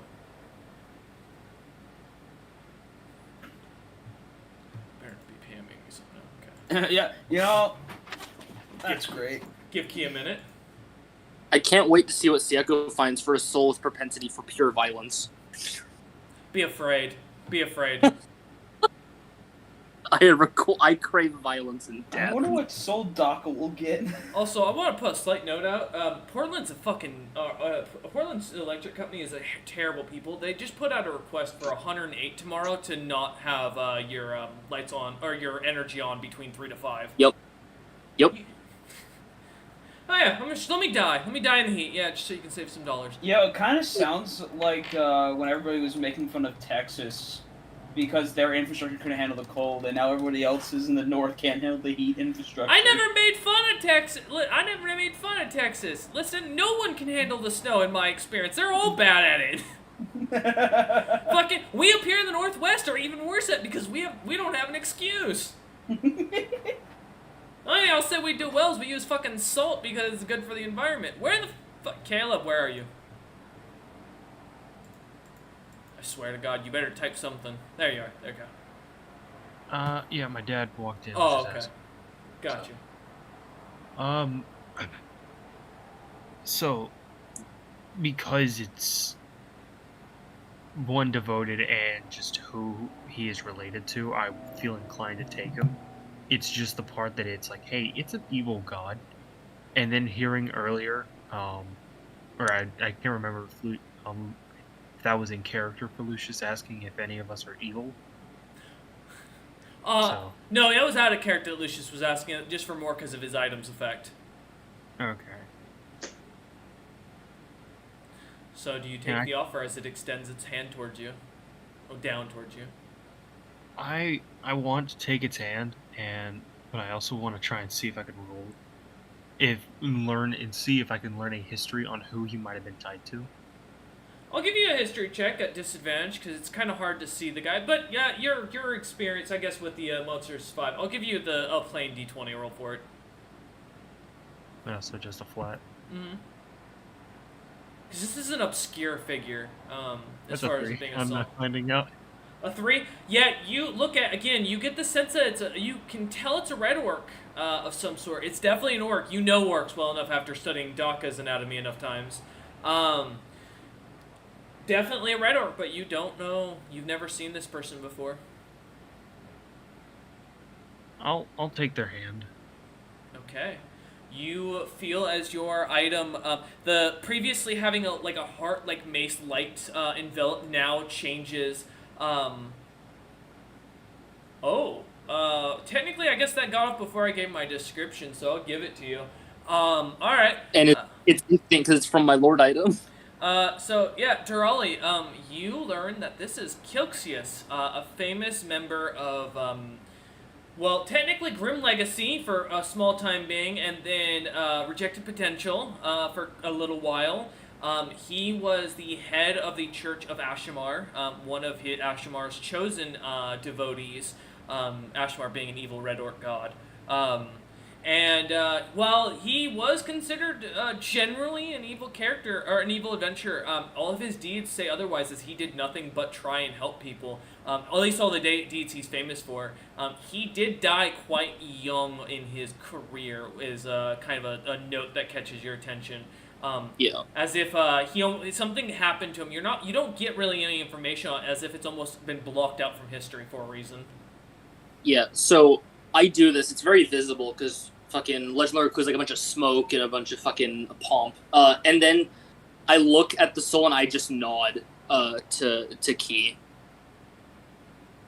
All right. Trusting Durali on this, yeah, I'll accept this offer. As you do, your heart-shaped light of a like maul or hammer, I believe, or no, it's a fucking, I can't remember what it's called. Mace. Mace, thank you. I was jumping around it. There we go. Yeah, the light that normally appears as a heart to show its truth suddenly changes and erupts to a snake's head with poison dripping from it, and you can start to feel as the item feels a slight anger and hatred towards it, and it is ready for its payback. But you also see that suddenly a strange marking at the bottom of it. You see Ashamar's sigil suddenly appears on it as the item begins to evolve. And the reason I did not mention Lucian's item evolving yet because it has not physically shown any changes, just to specify. That's because, makes that clear. But yeah, so as you see this key, you see your item change, and you feel a sense of dread coming from the item, but suddenly at the same time, the item seems to break to your will almost immediately, and give you a command. Okay. I didn't expect to have to make an item called Snake's Kiss later, but that'll be a new one. I'm just gonna say to Key afterwards, I hope you and Kilxias have a great time. As you say this, the soul kind of lodges itself within, and the darkness seems to fade as almost the light kind of erupts again. You start to see people walking around Dragon's Gate, like rebuilding little bits of it, cleaning up rubble. There's a little town in the center where the castle once was, now where a bunch of rubble has been pushed out of. Gnolls that seem to have been working on it. From the local village, you can see the road's been slightly established heading back towards their fishing village. And it looks like life is starting to rebuild in this area. A couple of villagers suddenly look up at you almost like stunned shock as you appear out of thin air from their perspective. If any of them could see me from up here, I guess I'll wave. And they all get to see the glory of this airship. They see the airship, and you start to hear screams as many of them run back towards the village center into their houses. They get us just back flying towards our original target. Okay. Oh no, naked people! As you start heading towards your target, one person you see them for a moment. There's an artist that comes out and seems to cast magic and seems to wipe their hand over a canvas. And as you see it for a second, Drell, you see that they just instantly copied your painting down. Plagiarism! I give them a bow.